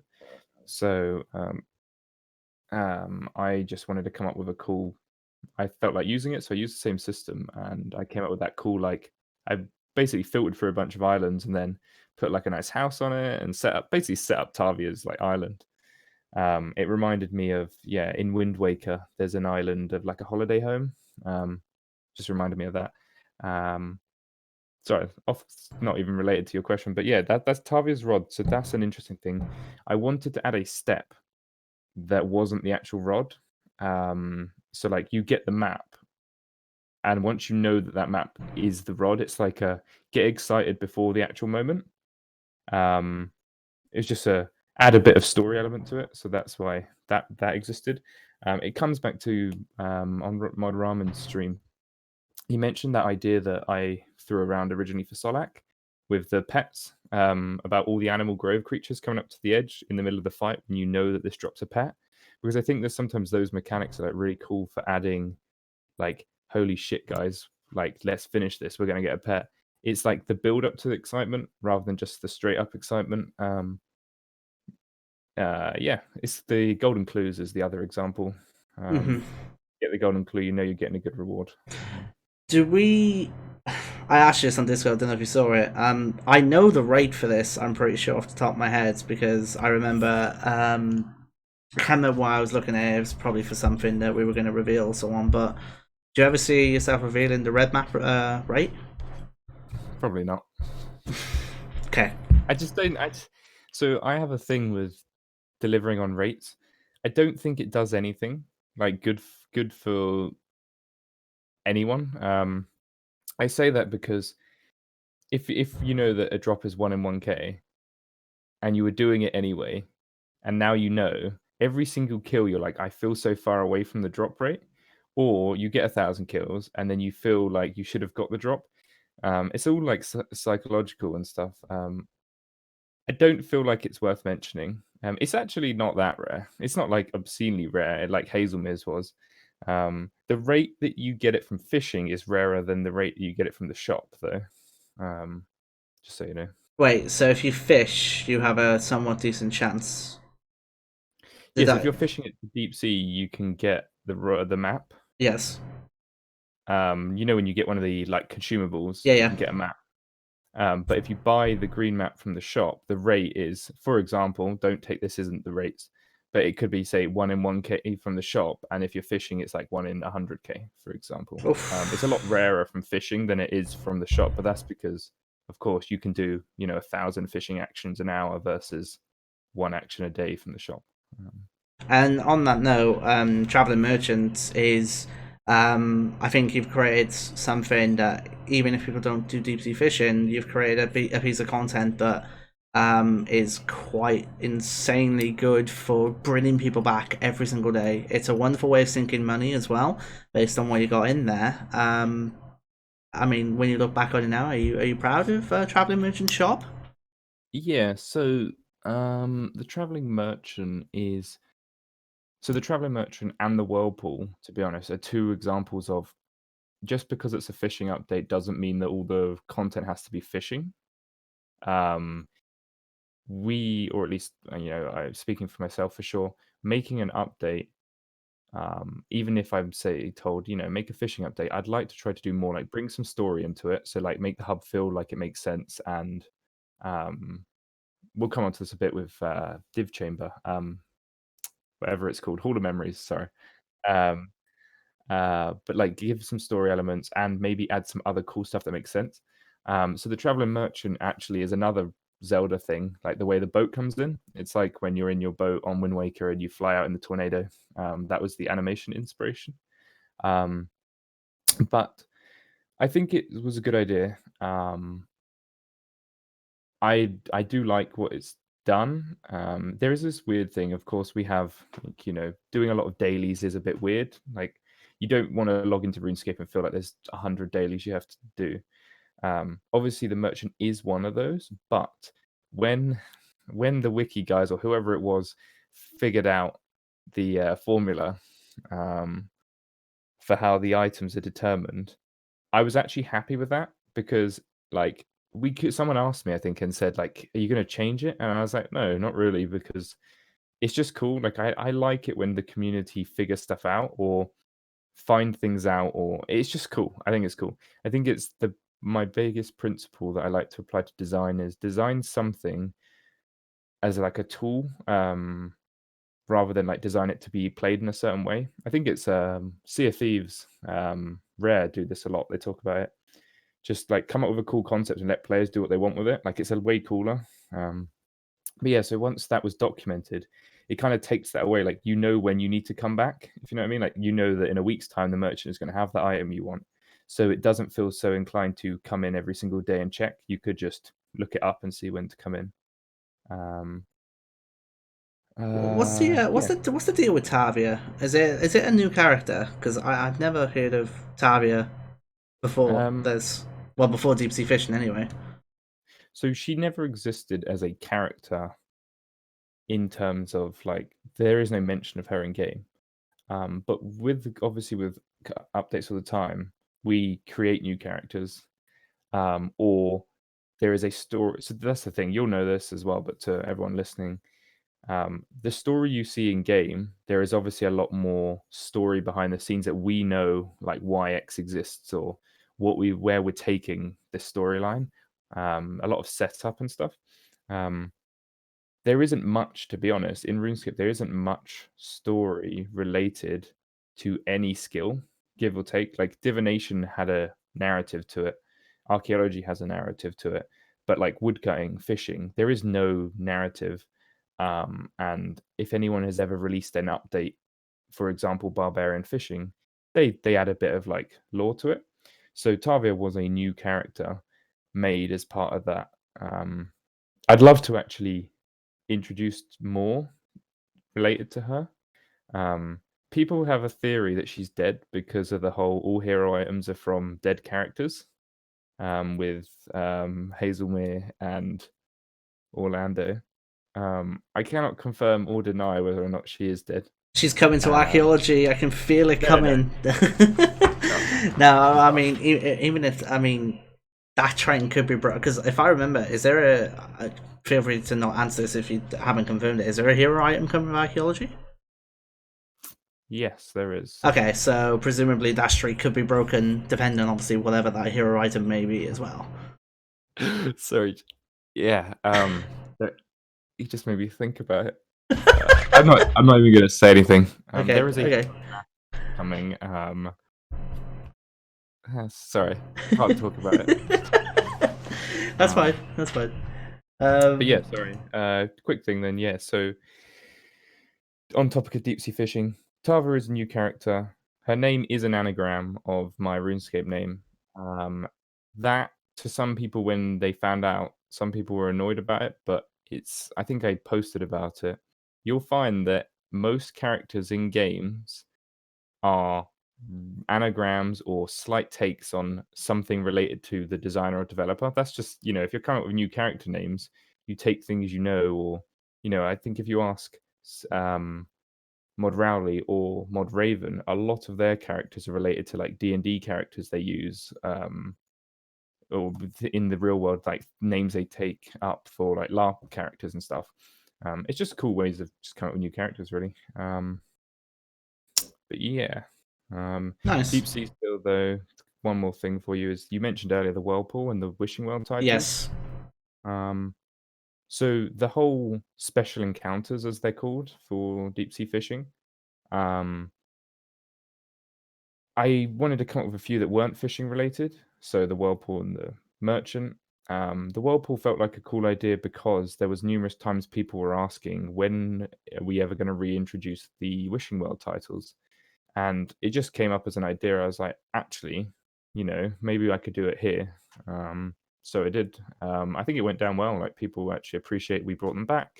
Um, you can just throw money at the whirlpool. It doesn't really do anything. I think it does do something actually. If you throw at least 1 million into the well, I think everyone gets a boost, if I remember correctly. I don't remember, it's been so long. Yeah, I think if a certain amount of contribution happens, then yeah, everyone gets a select shared time deep sea fishing boosts. Yeah. I think. Yeah, I think that's what I remember off the top of my head, anyway. The treasure turtle, actually, I forgot about that. That's the only one that I've never actually been there to get the treasure turtle myself. I've been there once and had nothing worth of value, but it's the way it Ah. is. That once again was another cool one of why not just add it? It's a cool thing because we just wanted to add more to the whole point of deep sea is if you're fishing in that area with other people, things go on. So there is the big encounters, which sorry, this is a thing as sorry, I could probably talk about a lot. But the design aspect of I wanted to try something new with the skybox. So you know where it all goes dark when an encounter starts.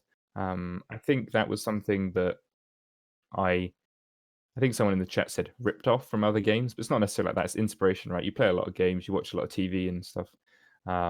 In Destiny, they have that with their public events, like the screen goes dark and an event spawning. So I did something similar for that. And I think it worked really, really well. Like everyone is fully aware that something's happening when their screen goes dark. And the different thing to that is there are little distractions that happen, like Deathbeard, who comes along in his boat, or the fishermen who jump in the water and stuff.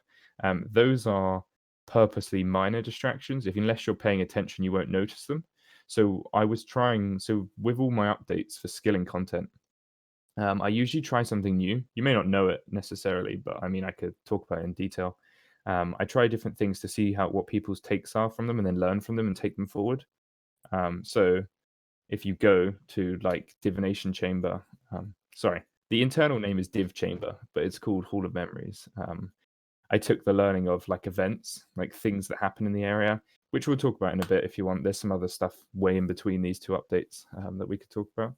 Actually, you actually skipped really far ahead to deep sea fishing, I didn't did you? a little bit. I'm kind of like, so I kind of want to talk about. I know we were keeping to timeline. I just feel like talking about those big beefy projects gives you a pretty like allows you to kind of dive in. But yeah, let's take a step back and look at stuff such as where do we get to? We did Runesmith I or wouldn't. it's. I was gonna say I wouldn't mind talking about boss collection logs. It's a You, pretty. by all means, can talk about boss collection logs. That's a great example, actually. What was that? August 2017, I think it was, off the top of my head.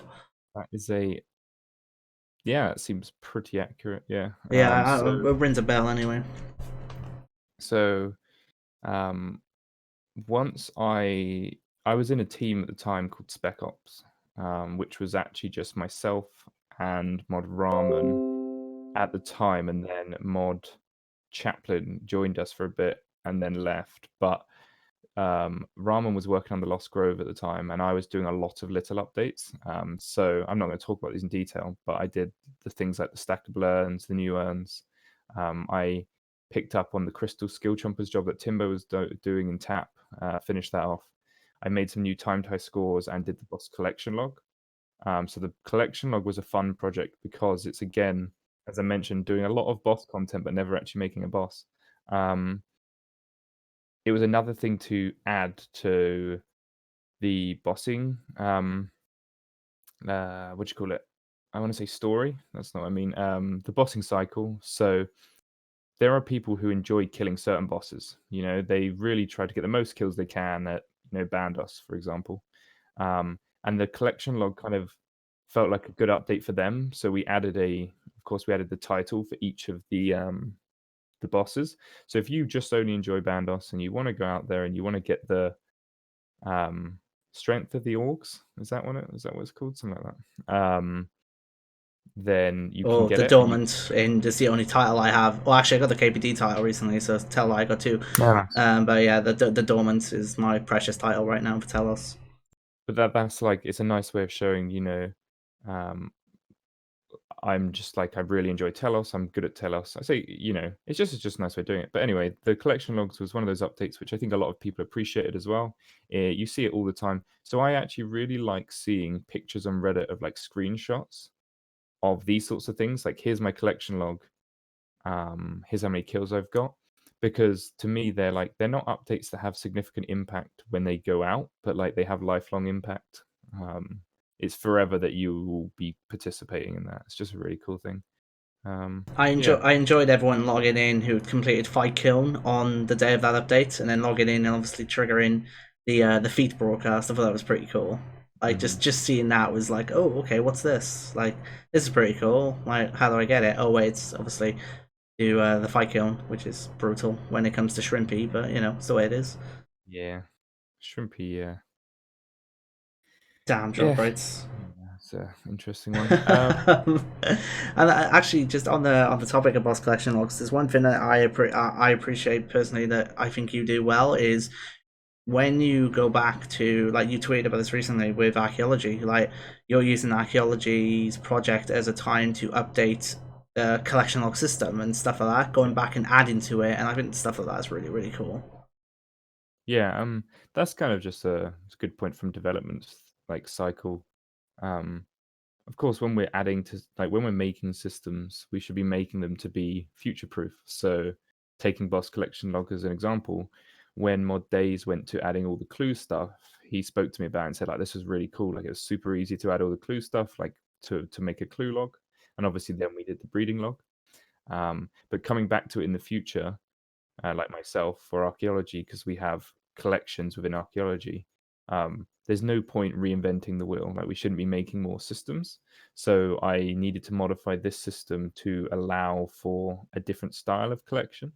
And whilst doing that, of course, as you mentioned, I've seen various posts of it's hard to tell if I own this, generally as well. So I just updated the interface to improve, like, for mobile as well, so it's easier to do on mobile. Yeah, it's the sort of thing we should naturally be doing anyways, like making sure we're keeping things up to date if we're editing them. Yeah. Awesome. Okay, so collection log. Let's go into combat skill pets and then jack of all trades. Let's go into that as a little project. So the combat skill pits, that was actually a really fun one, because we did the player poll for we did the competition for which like what the pets were.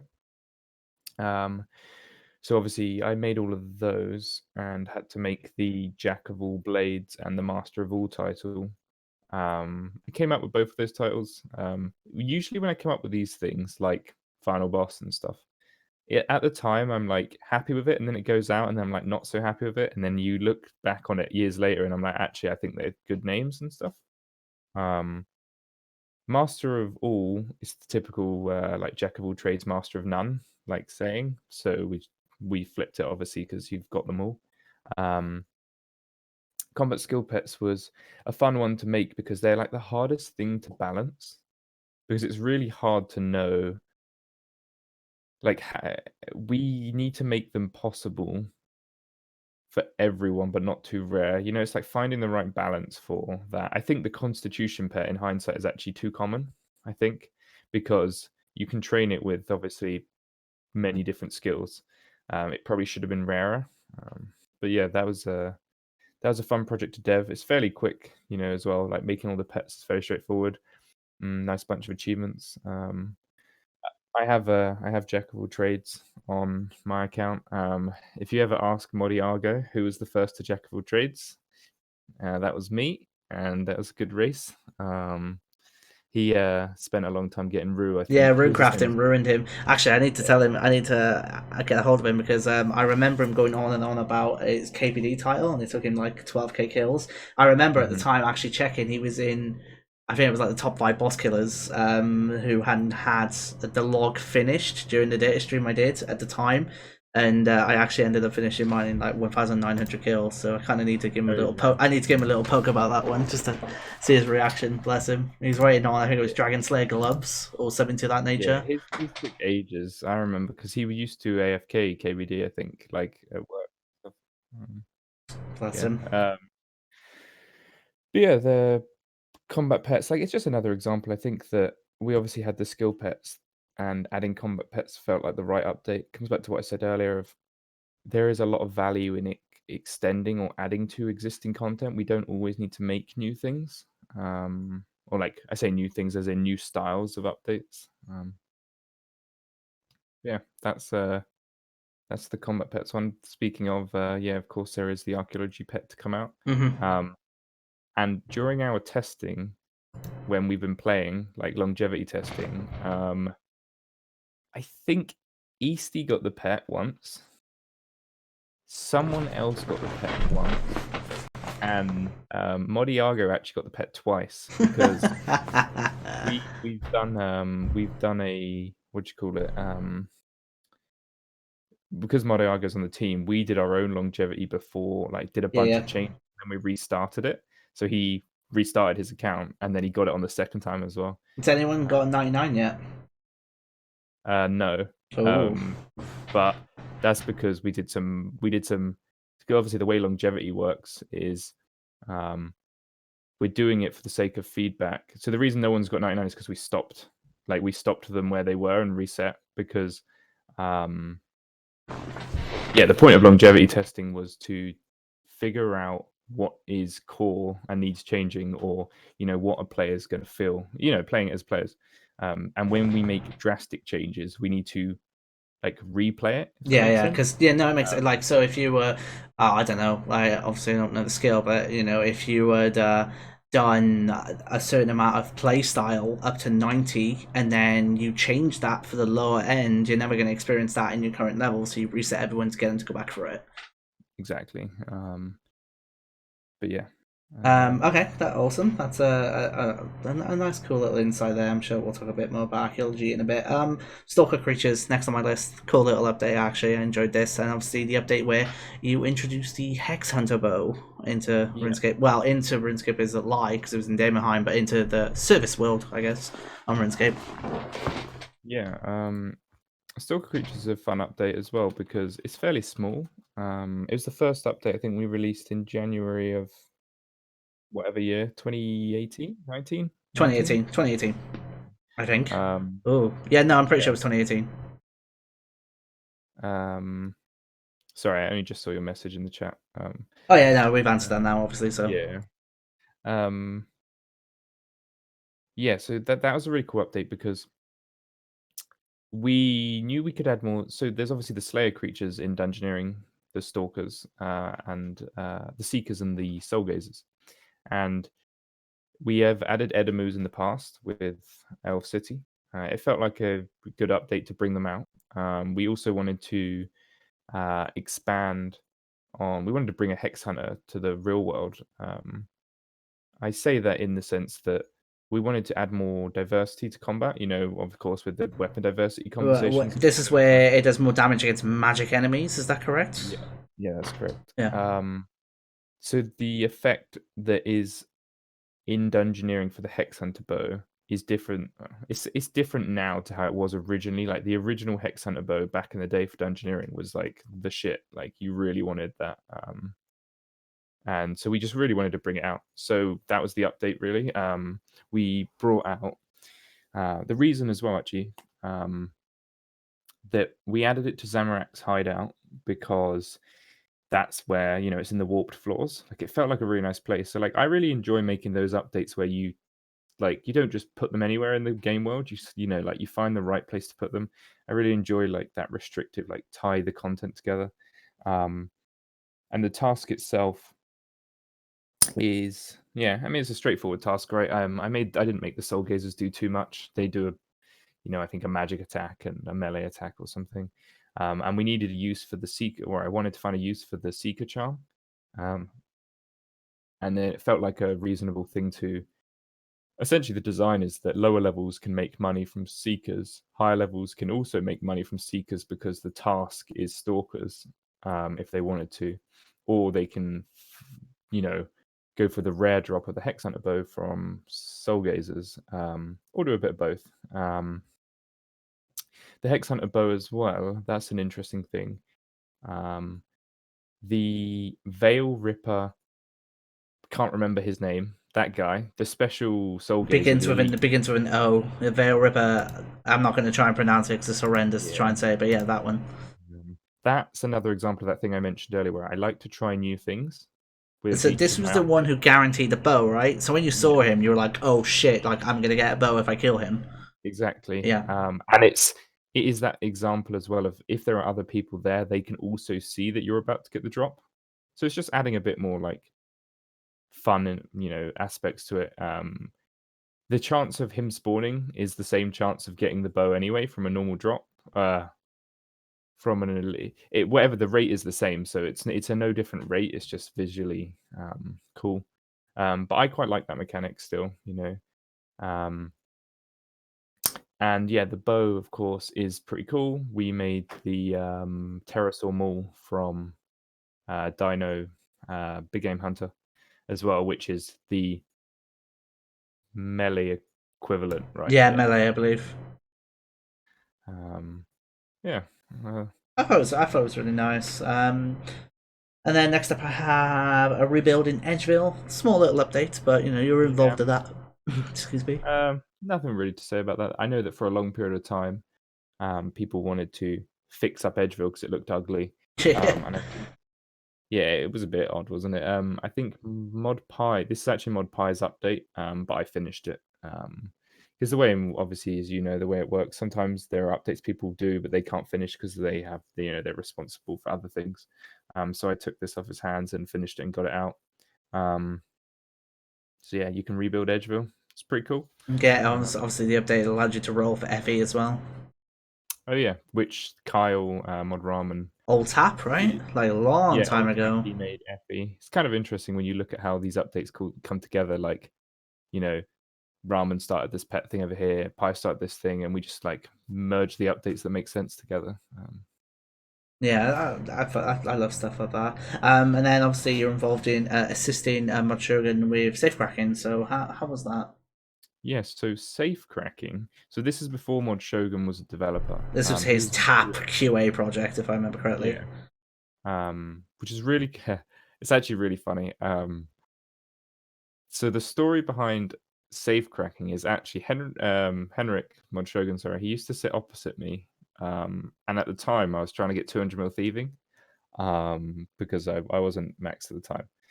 And I remember he said he was getting fed up of me complaining at how annoying thieving was, because I was doing dwarf traders. And he said to me, like, he's going to make a thieving update. Now, by the time Safe Cracking came out, I was already 200 mil thieving by a long shot. But that's just it's just like, it's a nice example where when you're designing things, sometimes you need like a really restrictive thing. Like if I said to you, please come up with a woodcutting update in the range of 70 to 90, like it's a nice sort of space to like design something. So when Henrik was joking about making a thieving update, he wanted to make something that was different, which is obviously why safes are how they are. And yeah, I mean, ultimately that update is all his. I helped him with the um, achievements and also the like when the safe flashes, like if you click on it at the right time, you instantly crack that one. I helped him with that. But yeah, I actually really like safe cracking. I think it's an update to thieving that like really fills the gap properly, where it's needed. I think the XP rates might be slightly too good at certain brackets, but ultimately, like there are still people today that talk on Reddit about safe cracking and ask about it. And if you look up thieving guides, people talk about safe cracking. So like once again, as well, the flashy thing that I was referring to is another example of trying something new in skilling. Um, if I was to ever write out a list of all the new things I tried, they all relate to each other in that I believe that was quite a cool mechanic, like clicking at the right time. You don't have to do it as well. You could just leave it, but it's a nice thing for those that want to pay attention. Because I think it does actually speed it up quite a lot if you click it. Yeah, so this is just a case of it is AFK, but there is still a tentative skilling needed when that flash happens. Yeah, exactly. Yeah, so that's, yeah, again, that falls into being different. Um, Parcels from the Hedges, or from the Hedge, talk to me Mhm. about Parcels as a project. Um, Parcels is actually I actually really like the update because it's a very small update that just has some nice like cosmetic-y rewards, some fun rewards, and also the general like narrative of the update is quite funny. It came from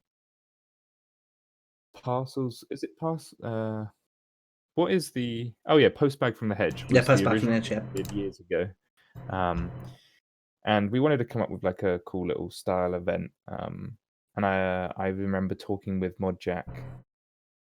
It was mainly Mod Jack and I actually that we just talking about like I was talking about like it could be cool if we do something with like Posty Pete. So we came out with this update anyway, and um, it's hard to explain. I just have a weird love for like packages that look rare. Like you know, in games where you look at rare objects or like crates or something, you can see this is clearly like a common and this is a rare. Um, and it's just that really. They look really cool. Cosmetically, just a bunch of cool things. You've obviously got the rings, the transmog rings, the carryable parcels, the sack of parcels now. It was all for a bit of fun. Um, yeah. And obviously, That's it's a, pretty it's, much a, it. it's a project that's come back in, I believe, 3 or 4 iterations back since then. I think it's 3. Um, Yeah. so it's obviously got its proving point as a project to bring people back, which is awesome. Mhm. And then next up on the list I can see is Hall of Memories. So floor is yours. Yeah. Hall of Memories is an update that Modiago and I worked on. And it was titled like in script. Well, the stream name was called Intensive Div. Because the idea was, can you do a divination update that's kind of like deep sea fishing, but not to that scale? That was kind of the general thing. Um, and sorry, I was reading about my mic again. No, it's fine. Just I'd like it's the same thing over and over again. It's fine. It's all good. I'm gonna try and do something. So just keep talking. I'll see if I can fix this. Sure. And yeah, so that was the basic idea, and we wanted to come up with something for divination that sits in the higher brackets. I think it's level 70. I think that you can start doing the chamber, and we wanted to keep it fairly small, so we weren't going to do too much with it. We also wanted to try to so the weird thing about divination that we found, like I believe this is like a general like game wide thing, is that it was AFK but not AFK. You know, it's like that sits in that really annoying bracket where you could click a wisp and walk and like look away and then you look back and it's already gone. Or sometimes you could click it and look away and look back and it's still there. It was just very unpredictable. So the Hall of Memories is built to be predictable. Each of the like um memories. I can't remember what they're called now, but they all move at the exact same time, and the time in which they take before they move is the exact same every time. So you can. I can't remember off the top of my head how many seconds it is. I feel like it's 16, 18, or 24 seconds is how long it takes for they change. But obviously, as a player, you can understand that you can get like 10 XP drops before you can move, and it was purposely made to be like that, to make it more predictable. And then we, of course, as of keep mentioning, that wanted to try something new, but also learnt from things we did in the past. Um, so there's the community event, and then there's the random event. So the random event where all the like special chronicles spawn. That was just an extra, just a if you're here, it's a cool, fun extra thing. And then the core memories are the cool memories that spawn if the community put the special. I really can't remember the names of my things now, but what do you put on it? Do you put what are the You memories? wow. And then like the bottles, like you fill up, right? Yeah, but you get the little white The thing, fragments, right? The fragments. yeah, memory fragments. Yeah. You put them on the pedestals, and then it opens up the core memory, I, which I love that, by the way. I love that because obviously what the community love to do is like they love to get a huge gathering of them, and then everyone gets together on one world, and then they just slam it out, and then they hop over to another one, and then so on and so forth. I love that. Mhm. I think it's really cool. Yeah, I mean, right now, literally for double XP, there's probably a core party happening, or there's if you go in the FC, it'll be full. It's we made it with the intention of knowing that people would hop worlds. We aren't necessarily fans of design that means players have to hop worlds, but it's okay every now and then, if that makes sense. Like we wouldn't make every update hoppable. For example, if you look at deep sea fishing, you cannot hop to a turtle because that wouldn't be like you'd end up just people would be hunting it. And also, if you hop to a world for one of the events, you only get, I think, 10 minutes of the buff rather than 30 minutes. So it was nice, but like purposely done so that you don't get the rewards, the full reward. But yeah, in the Hall of Memories, I think that when I look back at that update, it's actually one of my, if you were to ask me one of my least favorite projects to work on, it's actually one of them.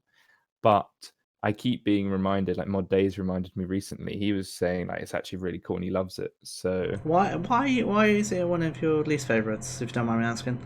I think it was a weird period of time in which we were developing it. So Modiago and I didn't have that much time to work on it, and we were also constantly working on other things. So he was working on Solak before this, and I was doing other things on and off. So like line fire making and rebuilding Edgeville and Stalker creatures and just these random other updates. Um, so I don't think we got to put as much into it as we wanted to. But that being said, like I think it's still a good update today. I agree. And yeah, and the community thing is probably my favorite part as well. Just it's nice to create new communities. Not us create them, but sorry, give players a reason to like create a new Empower community. them to do it right. So you're Yeah. giving them the content, and then they're obviously creating communities from that. Yeah, exactly. I don't anymore. I've since left them, but I used to sit on the deep sea fishing Discord and the um, core hunting Discord. Just cool little new Discords that were made for Deep the Sea Fishing content. Discord is absolutely massive as well, which Is is it? all. Yeah, it's massive. It's got tens of thousands of people in there. It's pretty insane actually, but it's awesome. All right, next up, the RuneScape raffle. How was that? Raffle. Yeah. So when I made the raffle, I did the redesign, so it had the interface to show you all the prizes each day. Before that, the raffle was just like in the chat box. And it was the idea of that update was to reintroduce the raffle, but make it more obvious. If you're playing, what is available to each day. That raffle introduced golden. What did it introduce? Golden Linzer, Chaotic. Golden No, no, Linzer. no. Oh yes, you're right. Sorry, you're right. This was Golden Chaotix. And yeah, I mean that was good fun. Like I really enjoy making like oh actually, sorry. Skip back one thing about Hall of Memories. Um Someone mentioned something in the chat and it reminded me. So Mod Rowley and Mod Raven actually wrote the core memories. So the Juna, Aggie, etc. We did like a trade in that like those guys are very good with their lore of RuneScape. On the flip side, my lore knowledge up until archaeology for sure, I know a lot now. Was not like I'm not a lore guy. Like since working on RuneScape, though, of course, I've learned a lot about it, but I'm more up to date with like the mechanics of RuneScape and skilling, etc. So we actually traded updates. They wrote some lore for Hall of Memories, and I made all the extreme potions for them for farming at the time. I actually already made them as like a tap project, and I said, "Hey, you could use these of the new farming animals." So we traded updates, and Hall of yeah, like I it's think that's really nice. Damn, that's just awesome. just playing on people's strengths as well Yeah, is yeah. really good for us. And the Hall of Memories as well comes back to the where possible. We try to do this. I especially try to do this as much as I can. Like introduce story with skilling updates. Like try to do the whole thing. Yeah, Elite Dungeons is a perfect example as well. Like that's the whole shebang. Like combat encounters and story all tied into one. Like I think those updates are really good. We don't need, for example, a quest to tell a story. We can tell a story through just generally the content. But yeah, sorry. Back to the raffle. I really enjoy those projects of like making cool interfaces, and I'm definitely like a big fan of like technical aspects of projects as well. Um, and the raffle made use of something I made for parcels from the hedge was that interface where you can like see all the prizes that you could possibly get. So, like if you check the package, it says, here is, if you open this, you can get one of these things. It's like a prize list. So I made that as like a general thing, which we use for the raffle to say, here are all the raffle things. I think we use it for like Twitch Crate and other stuff as well. Yeah, Awesome. And then that leads us on to Wars Retreat, of course, just released very recently in RuneScape yeah. itself, but of course came about during Epic Jam back in October. So, I believe the project itself, you kind of led the way on back in Epic Jam, but then it was taken away from you to be finished up. Is that correct? Yeah, not taken away Well, as sorry, such. not taken away, but you know what I mean, assigned, because obviously you're doing archaeology, right? So, Yeah, exactly. So Wars Retreat, PVM Hub internally, and then it was Garden of War, was a update that myself, Mod Breezy, Mod Iago, Mod Cell, and they worked on. We had some mod Alex, the artist, and a bit of help from other occasional mods, but we were like the main core team, and we were essentially just designing. Like the problem to solve was, so this is a personal thing of mine actually. I really disliked the Max Guild, not because of what it. So in principle, when you look back at it, locking like the best way of accessing bosses behind the Max Guild is very weird from a design perspective.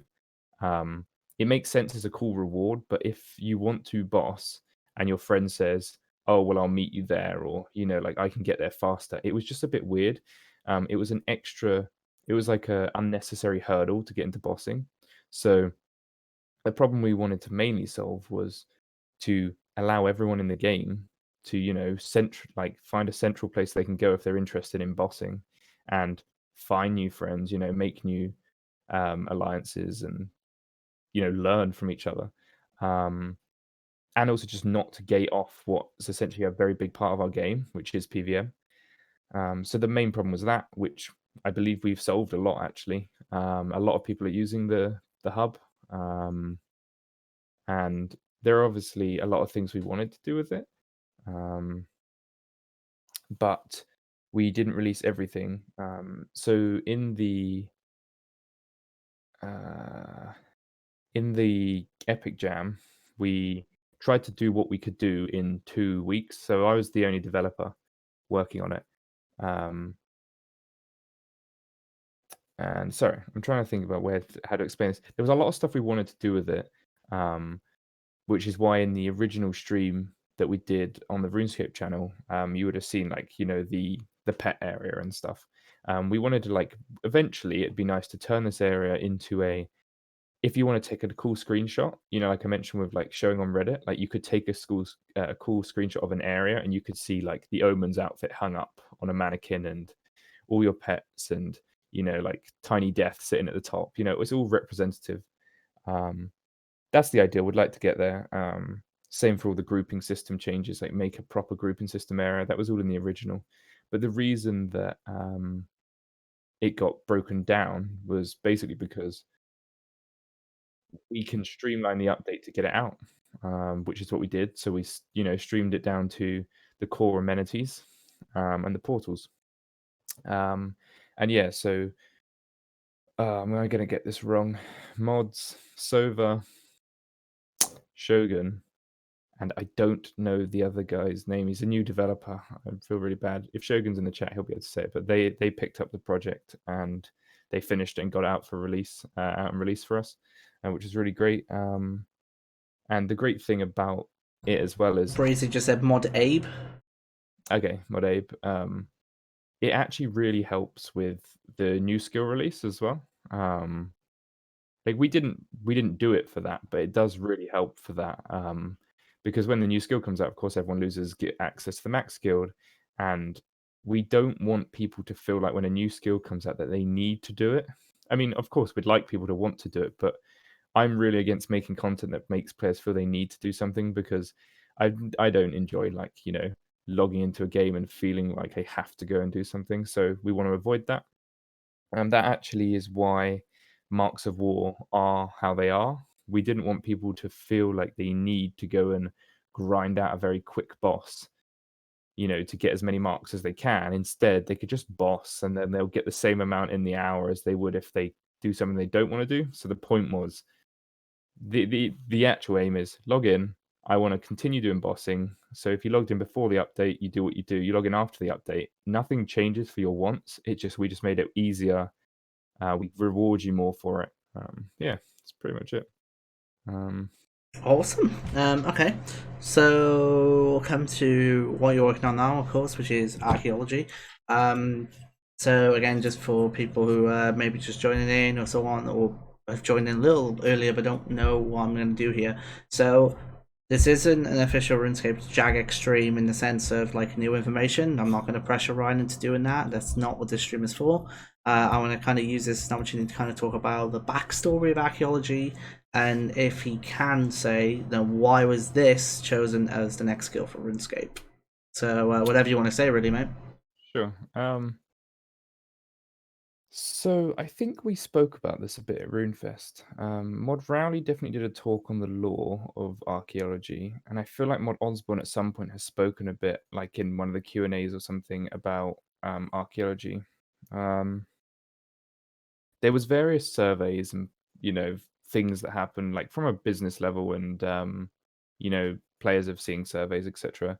Of what do they think about archaeology? I think sailing was in some of the surveys, necromancy was in some of the surveys, um, and yeah, I couldn't tell you too much about how it got to archaeology. It got to archaeology via these various things.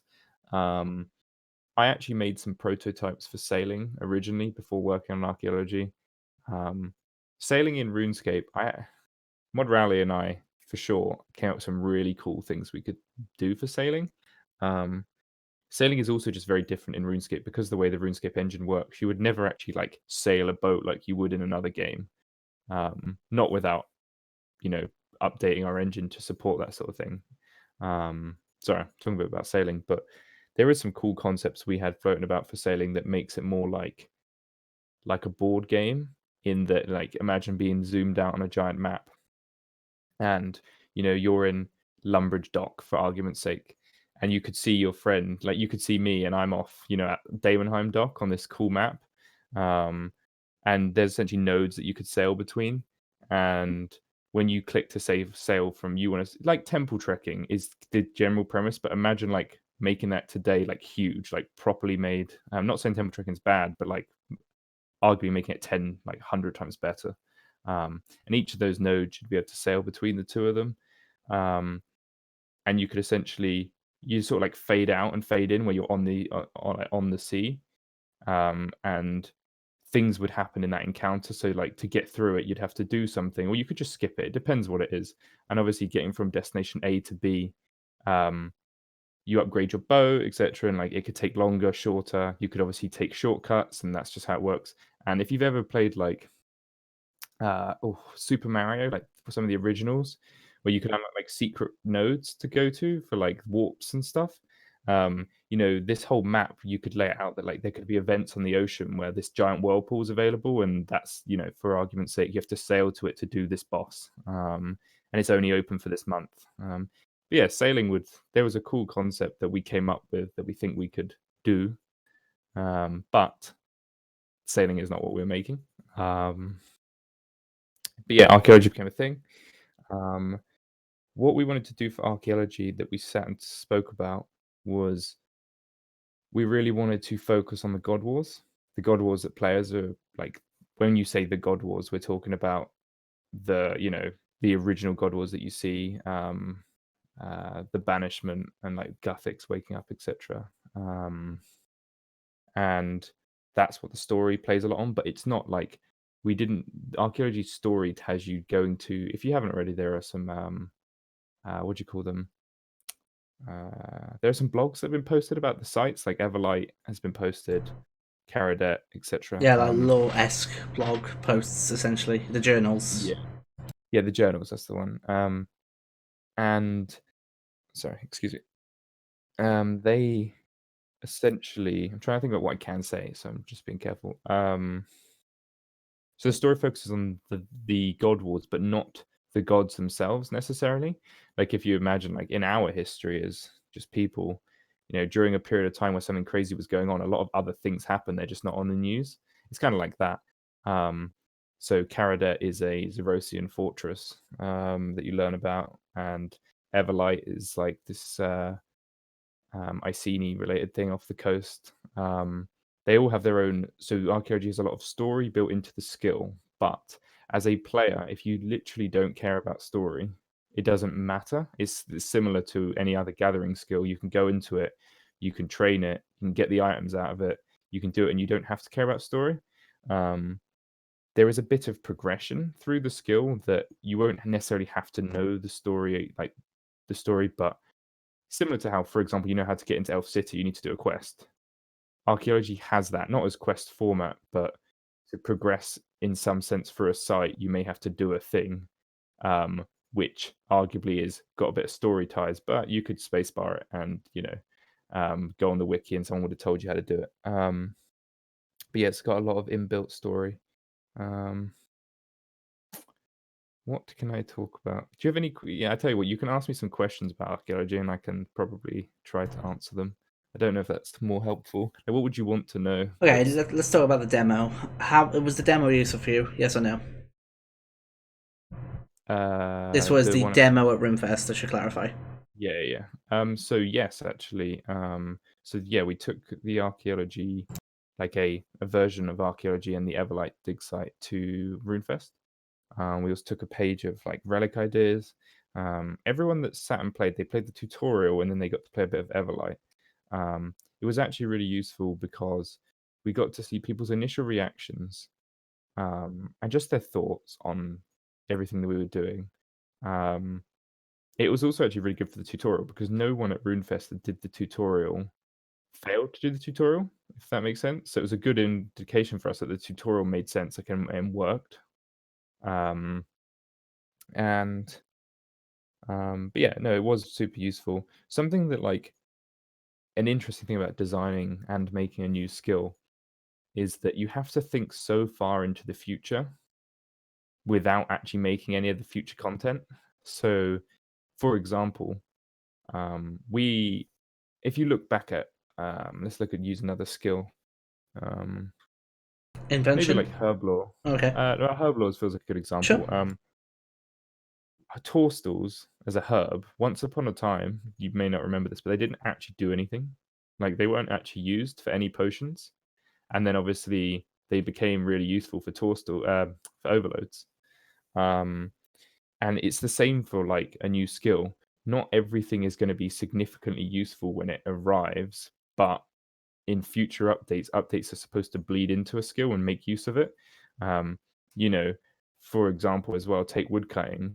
Normal logs, useless, really, at the beginning, but once construction came out, planks, oak logs to planks became massively useful. It's the same for a new skill. So you have to take that into consideration. You have to think about, oh, if we were introducing a bunch of new materials that can be gathered, oh, wouldn't it be cool if in the future, we make ancient potions, which was spoken a bit about. So I just mentioned that, but like ancient potions don't exist, and they won't exist, sorry, on the release of the skill. But if they were to happen in the future, you can imagine using archaeological materials for it.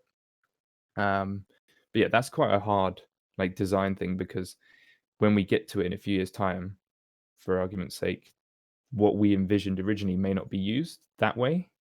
But that's good. Like we want to create like a toolbox that developers in the future go, oh, I tell you what, this the same way we did it already. Like this seed is underused or this flower is underused. So in like Farming 120 is probably an example where they used a bunch of stuff that isn't used that much.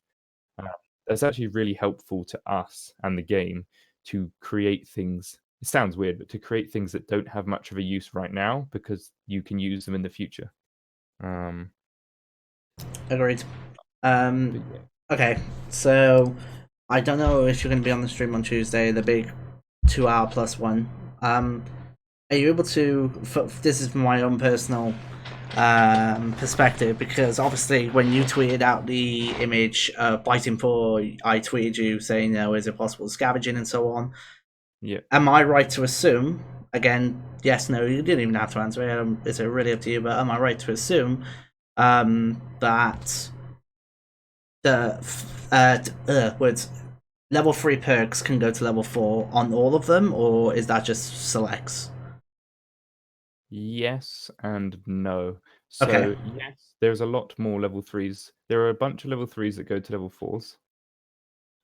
Not necessarily all of them. Like, we haven't made bad perks, for example, go to level 4s, for Blunt. example. Okay. It'd be interesting, but Um, yeah, I understand. That's fair. um, yeah, I don't Okay, know if that answers no, your that's no, question. that's fine. That's fair enough. I mean, without obviously giving into the full information, obviously spoiling it, and that's fair enough. I mean, it makes complete sense that negative perks don't go to level 4 because, I mean, let's be honest, it'd be a bit crap to use an ancient gizmo and you know get that. God damn it. Okay. In regards to archaeology itself, I know it's very. I don't know if you could say this, but as a project itself, I mean, how has it been? Literally been from start to where you're at right now. How's it been personally on that project? A roller coaster. Uh, Ups, downs, like, it's crazy because it's huge, right? It's a huge project to work on. And because it's been so long, it's like the last update I released, like, I released one update last year, which was Parcels from the Hedge 3, I think. I just did that as a separate thing. And obviously PVM Hub went out this year, which I worked a lot on. But prior to that, the last thing I worked on was no, that release was, over a year ago now. So it's a different take on projects. So going through it all, I say it's a roller coaster because as the project progresses, things still change. Uh, but yeah, I don't know. It's kind of hard to explain. It's been really fun. Working with Mod Rowley has been like an eye opener as well. Like, naming him specifically, he just knows a shit ton about the lore of RuneScape. Um, He's an encyclopedia of lore to me. yeah, It's astonishing how much that man knows. and he's taught me a lot about it. I still ask him, like, to clarify things, but the in role reversal as well. Like, I've helped him a lot with just mechanics of RuneScape. So we did a lot of knowledge sharing, and yeah, I think it'll be good. Of course, it'll be really nice to log in and be able to train a skill again. I'm looking forward to that. Like, Honestly, like I'm in this phase right now in RuneScape where I like Wars Retreats. I liked, to an extent, 125 and the Herblo. They're not my most favorite skills. I'm a bit iffy about them in that perspective because I just don't enjoy the skills, but that's just the way it is. But I want archaeology to come out big time. And it's a good point, actually. Rubik just asked this. Are you looking to be the first J1 to get to 99? To keep up that oh little yeah, trend? I'm yeah, of course. I plan to be the first to 99, 120, and 200 mils. So Oh, there you go. as far as I'm aware, the only contender for getting 200 mil is Iago, um, Oof. because he is very close. I think he's fine with me saying this. If he isn't, oh well. But he's very close to 5.4 bill. I think Um, he's on the verge. The last time I saw it, he was pretty close, yeah. yeah, he will get it done before, I believe, and then we will race. I don't plan to lose, but we'll see. Yeah, Nice. See, that would be I'm great stream. Well, not streaming content. That would be great Twitter and content. If you had a Twitter thread, both of you, of like, here's an idea, right? Have a Twitter thread where all of the J, like any JMod who's getting stuck in and leveling up archaeology, make like a hashtag or something and like make it like a race and see who wins between all the JMods. That could be. I would love to see that on my Twitter feed. I won't lie. I think that'd be great to see. Yeah, no, I mean, I'd be more than happy to try and do some more like showcasing the stuff Mm. of the race. It's interesting as well because I'm actually looking forward to the skill, like training the skill and leveling the skill. I don't personally like. I'm not interested. I say I'm not interested. I don't mean in a bad way, as in like I'm not interested from a playing perspective of the relics or ancient invention, etc. Because Yeah. my biggest thing is I want to get 200 mil. Like that's my thing. Like Uh, for your playstyle, that makes complete sense, obviously. yeah. But obviously, in the sense of your PVMers who want their and upgraded whatever that may be with ancient gizmos and so on and so forth, then absolutely that's what they're going to be wanting to Mhm. go for. Yeah, exactly. And it's interesting as well because, as you mentioned earlier, because I'm level 3, there are some certain things that I can't do in the new skill, or I have to like Do you not think that's going to disadvantage you against Iago? Oh yeah, yeah, it will, but You're still going to win.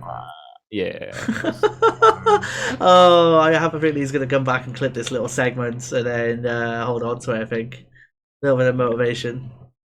But yeah, so I'm a sucker for like the core loop of skills. Like Mhm. I don't know why. Like if you ask it, actually, there was a Reddit thread yesterday. I think I was reading like top like front page of Reddit that was like I can't remember what it was specifically, but I swear it said like name a game that you've played for so long, or like you've invested so much time into. And I opened it and I control F RuneScape to see how many people said it. And like it's a good example. Someone was like, "Yeah, there's nothing more thrilling than like cutting that tree for 16 hours a day." And like I know that it sounds crazy. Like back in the day when my mum used to say to me like, "Are you still playing that game?" And she's like, "All you do is like the same thing." And I used to be like, "Yeah, I love it." Like I just the core loop of archaeology for me, it does sound like super fun. Like I can't wait to start doing it properly. I just yeah, I don't know, I just really enjoy that loop. Like you know, a lot of RuneScape players do, right? That is the game. Um, if you say like what is woodcutting, I mean you literally the skill is cut a tree. Like there is no more to it. Fishing is you click a fishing spot.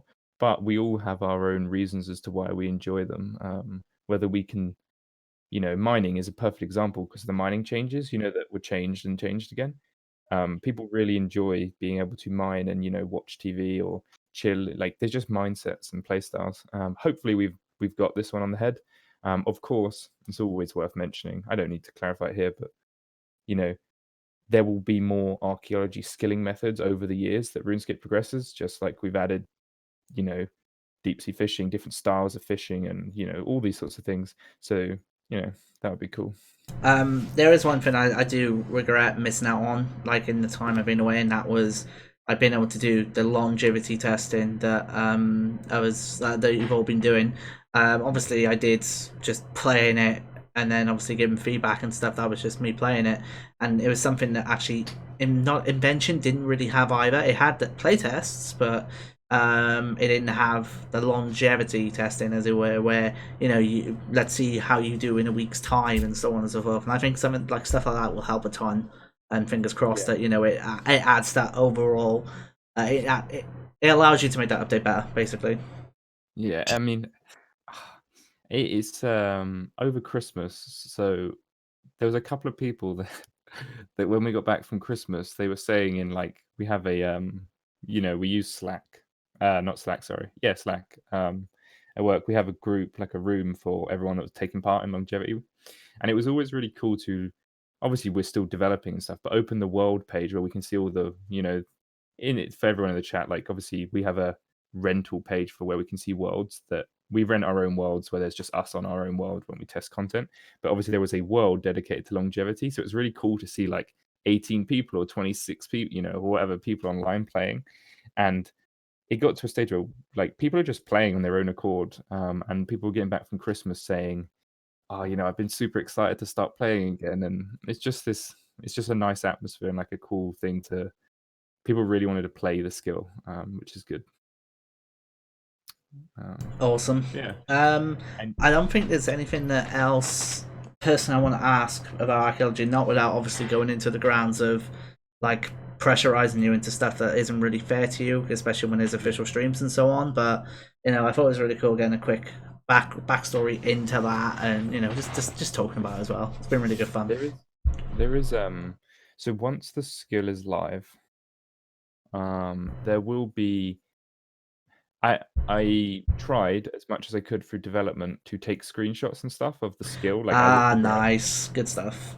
But I definitely forgot for a lot of periods of times. But I have a wide range of things that were like ideas in the skill, like during the prototype phase, things that actually went, there was a bunch of that we could probably, I think, Rowley, Timbo, and Iago and I discussed like maybe doing a stream a couple of weeks after release of here's all of what archaeology looked like and here's some random like silly videos of what was happening and So, just me, I don't know if it's like it should be on YouTube still or Twitch somewhere. Me, Deg, Moderator, Tomb, and KOC did one for Shattered Worlds, and that was like essentially start to finish and images of that project's progression through like the time. It was like 90 odd images. It was really fun to do.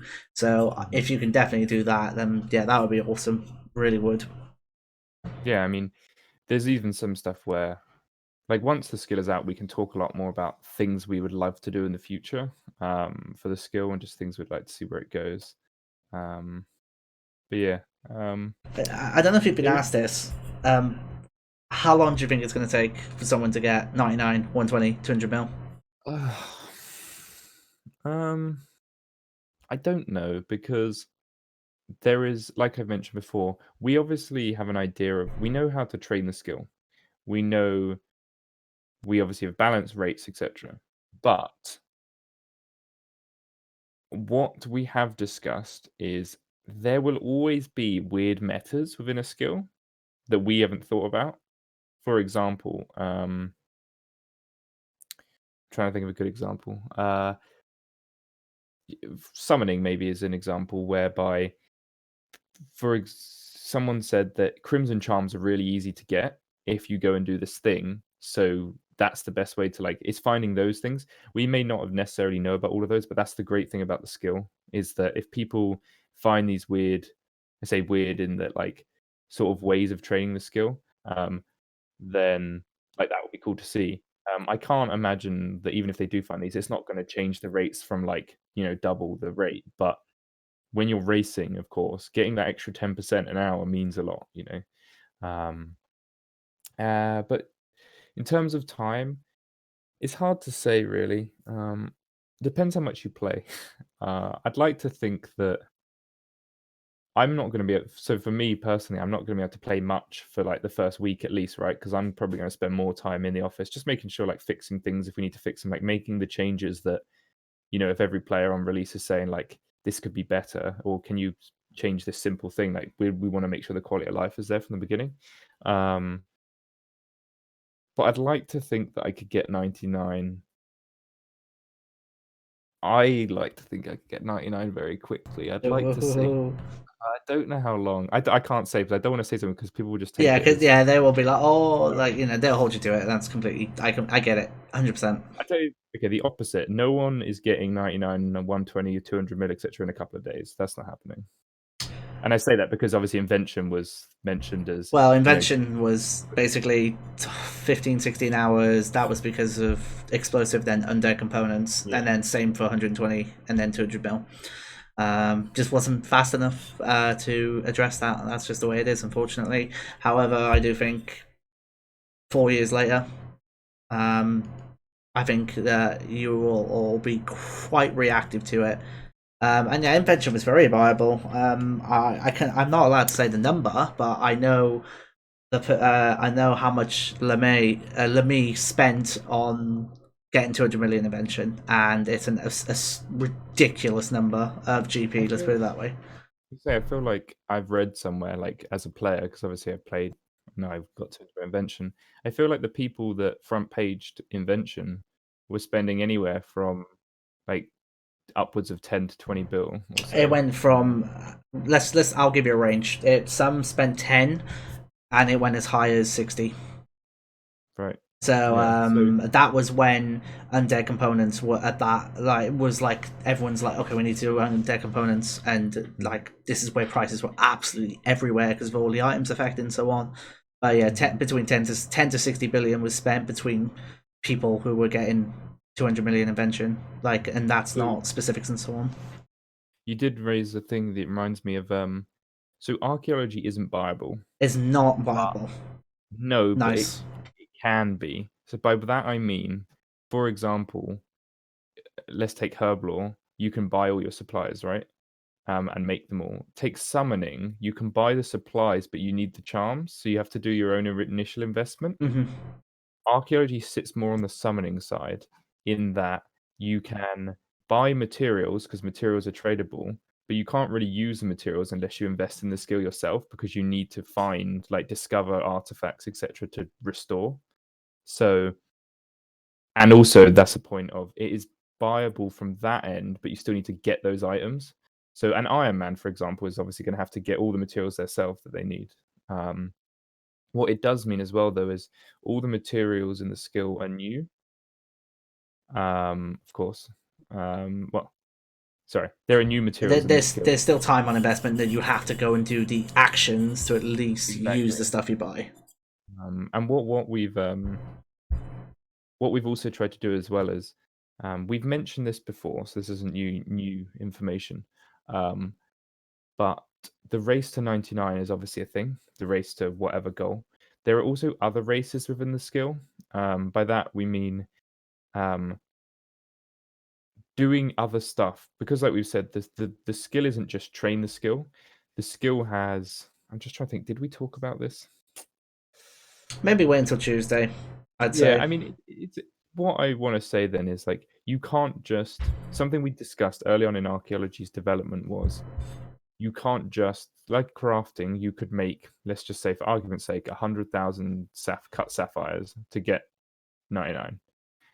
You can get 99 archaeology by just doing the core loop, but that doesn't mean you have access to half the skill, if that makes Gotcha. sense. Yeah, that makes sense. So gaining access to the rest of the skill by doing the various things and solving, various things related to the skill has its own tracks in their own right. So we've kind of got races in that sense. Like someone will try to be the first person to figure out X.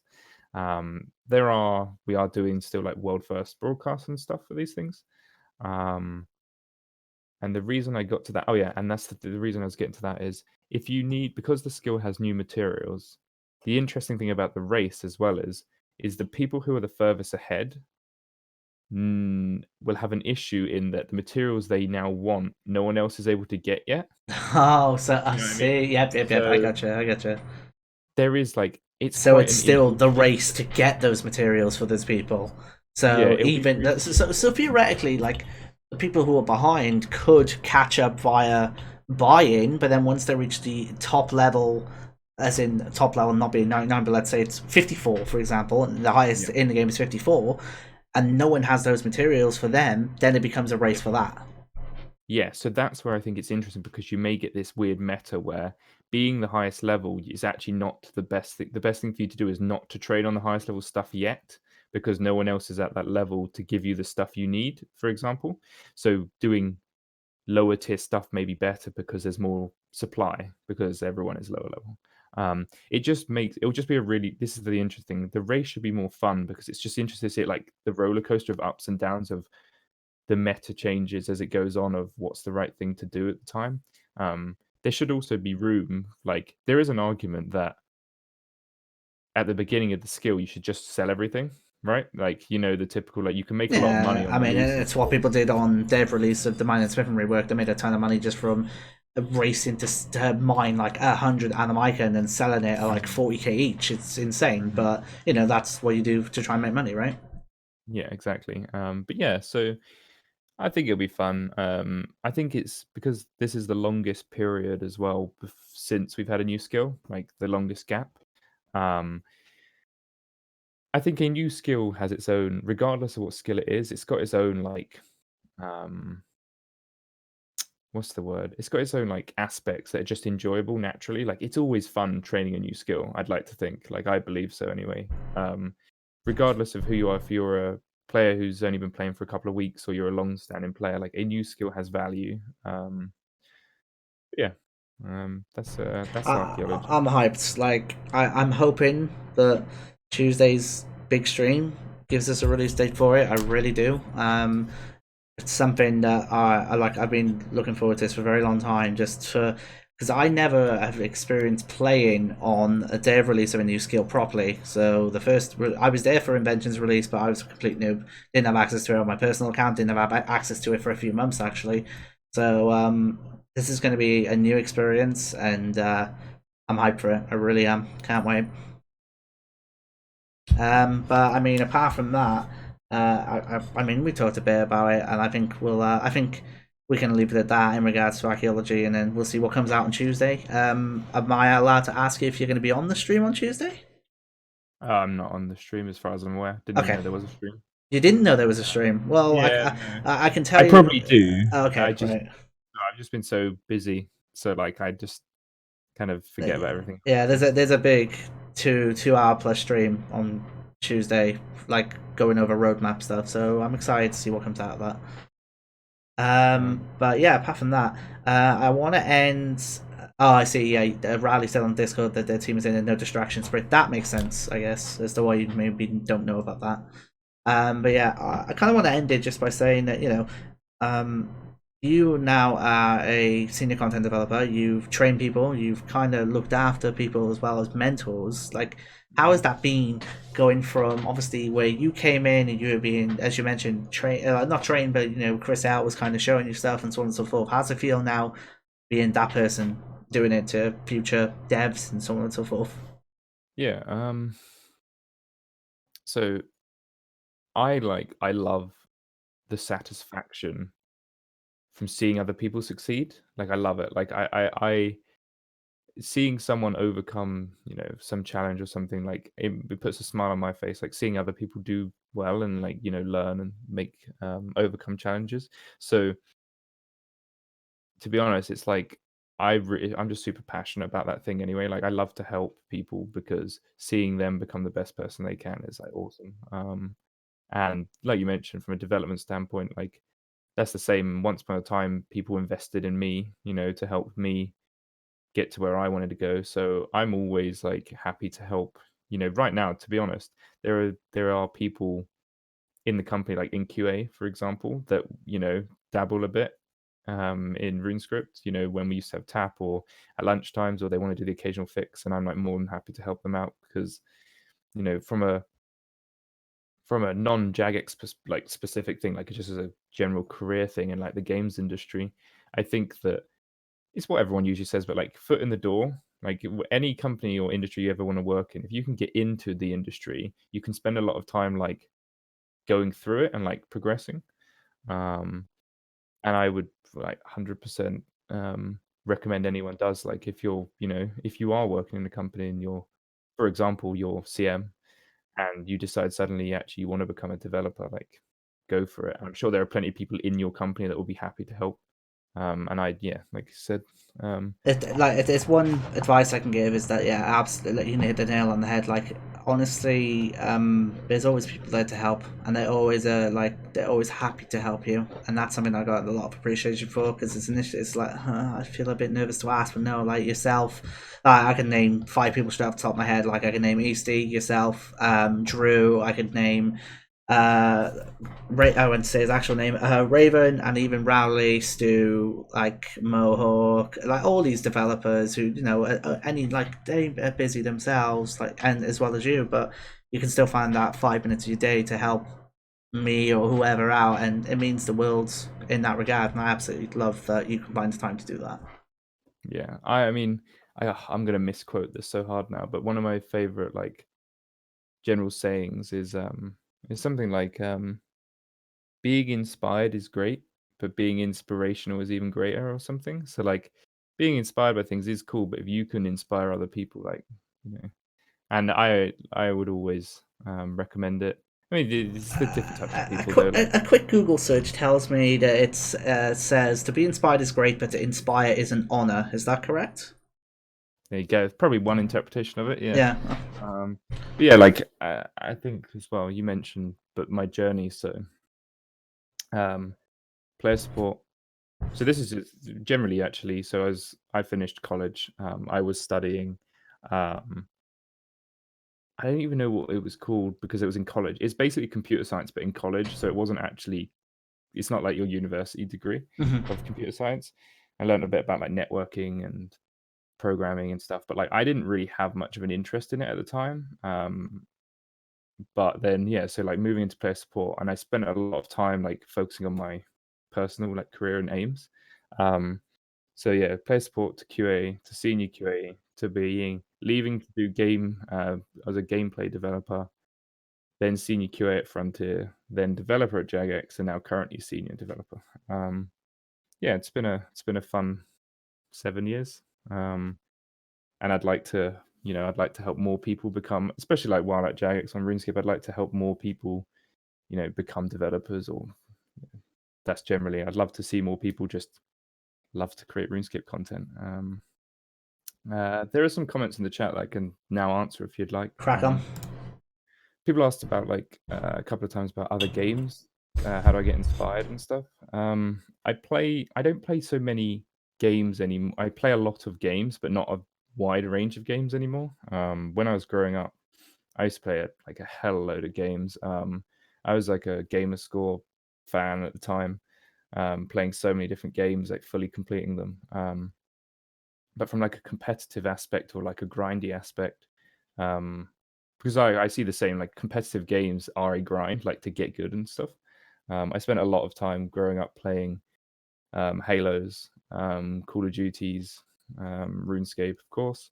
And nowadays I play a lot of League of Legends, and um, I also watch a lot of TV, and I think there's a lot of like inspirational things in TV shows, like stories, fantasy stories and stuff, for lore. Which reminds me, actually, the Virago quest, right? So there's a Yes. fun fact about this quest, is that I think the story is so good. Obviously, I'm biased, but like, I would love to talk about it, and I'd love to get it out. The problem is like there's just no time to ever make it, um, and I'm never gonna say like it's gonna get done, etc. But the story in that I think is just it's such a good. I don't know what I'm telling you. It's just such a good story, and I'd love to get it done at some point. Because I learn it comes from my inspiration from other things. Um, I'm a big fan of grounded story. Um, so in games, take RuneScape as an example, there is a lot of like high level stuff that happens with gods, etc. But I'm a big fan of like the wise old man quests, like back in the day, and he's more of a grounded character. Like, yes, he's a light, like he Saradominist, but I really enjoy that sort of stuff. But yeah, sorry, side point. League of Legends is probably the only game that I'm like massively play these days. But from an inspiration point of view, I read a lot of design and technical blogs and documentation from companies. Actually, reading some from Unity actually yesterday, and I watch a lot of YouTubers on like indie game dev and like how they like basically just exposing yourself to general games and then being and films and being open to like listening to it. That's kind of my inspiration, to be honest. But yeah, Nice. was there any other Um, questions you? I think we can end on this one. What's the best way to give criticism or feedback on updates that people like yourself work on? Um, that is a good question. Obviously, from a player's perspective, you don't know the developers personally, and depending on who the developer is. For example, take myself as an example. You could probably say anything you like to me, and I'm okay with it. But that's not to say everyone is. Like I get like when people say stuff like, "Oh, I effing hate this." Like I understand what they're trying to say. They could have just said it better, if you know what I mean. Um, uh, and obviously, like, okay, sorry. The the best way to probably give that feedback for me is you need to. Sorry, I just realized we made a lot of loud noise. Um, the best way I would say to give feedback to developers is to state what you don't like, but not in like a passive aggressive way. Like, for example, like I really don't like how this works, but then explain why you don't like it and even offer solutions, and not solutions that you believe are correct. Like, it's just an idea, because when people say stuff like, I hate this, like we don't really get much out of it. Um, and it depends on how you say it as well. It's not necessarily great for the developers, because I can tell you now, actually, every single person for sure that works on RuneScape, like develops content, tests content, from that sort of level. Like we read, everything that people say, players say, and we put like our hearts and soul like into the game. Like everyone on the whole team is so passionate about the game, and they genuinely want to just make the best content we can. And everyone is aware of like when we make mistakes or like we don't do something, we learn from it, which I think is normal. Um, but like without a doubt, like I would never say otherwise. Like the games industry for sure is just a passionate space. Like people are in the industry because they are passionate, and it's not just a job, I guess is the question. Like, my brother or my parents, they might necessarily have a job which they don't enjoy. think everyone who works in the games industry, there'll be days where you might not enjoy it, but ultimately you're there because you enjoy it. So everyone means well. People don't just make something for the sake of it. There's usually good reasons. Yeah, so that doesn't really help with the feedback thing. I think just No, generally just I think it does. I think kind of having that. I think that summarizes it quite well. To be honest with you, yeah, I think you kind of hit the nail on the head with it, and I think that's the best way to go about it. It's like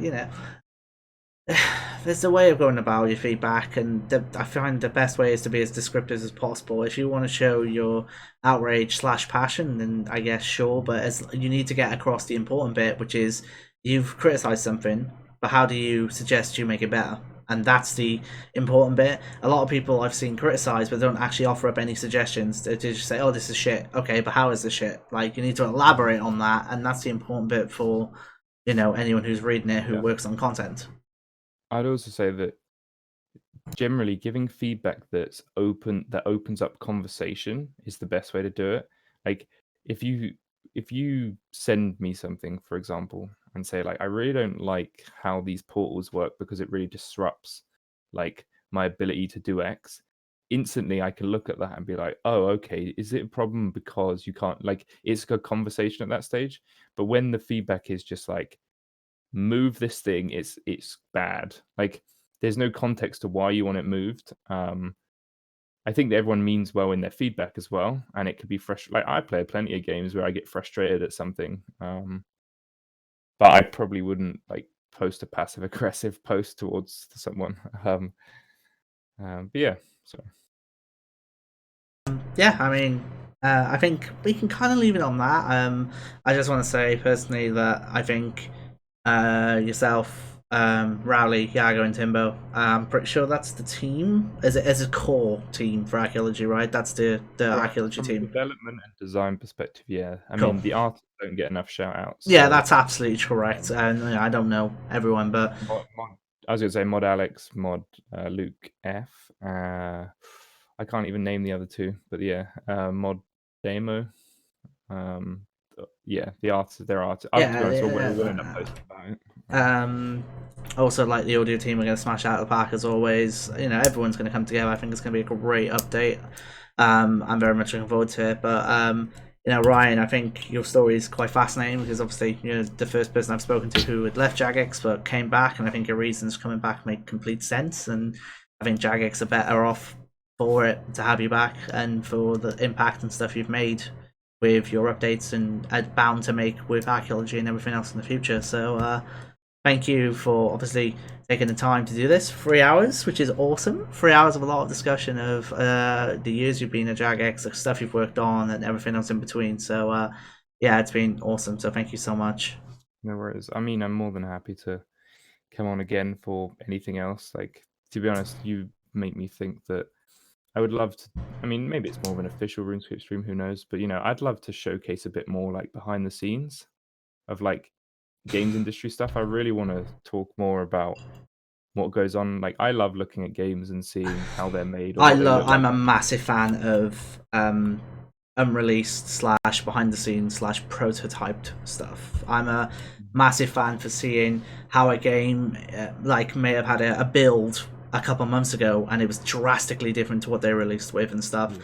I would love to do that on these kind of streams. I don't think Jagex will ever let me do it. I think they'd want to keep that for an official stream, but I definitely think you should push to do that stuff regardless of wherever the streamer comes from, because they're very informative and it allows you to really explain that process a lot more as well. So if you can find a way to do that, definitely do it.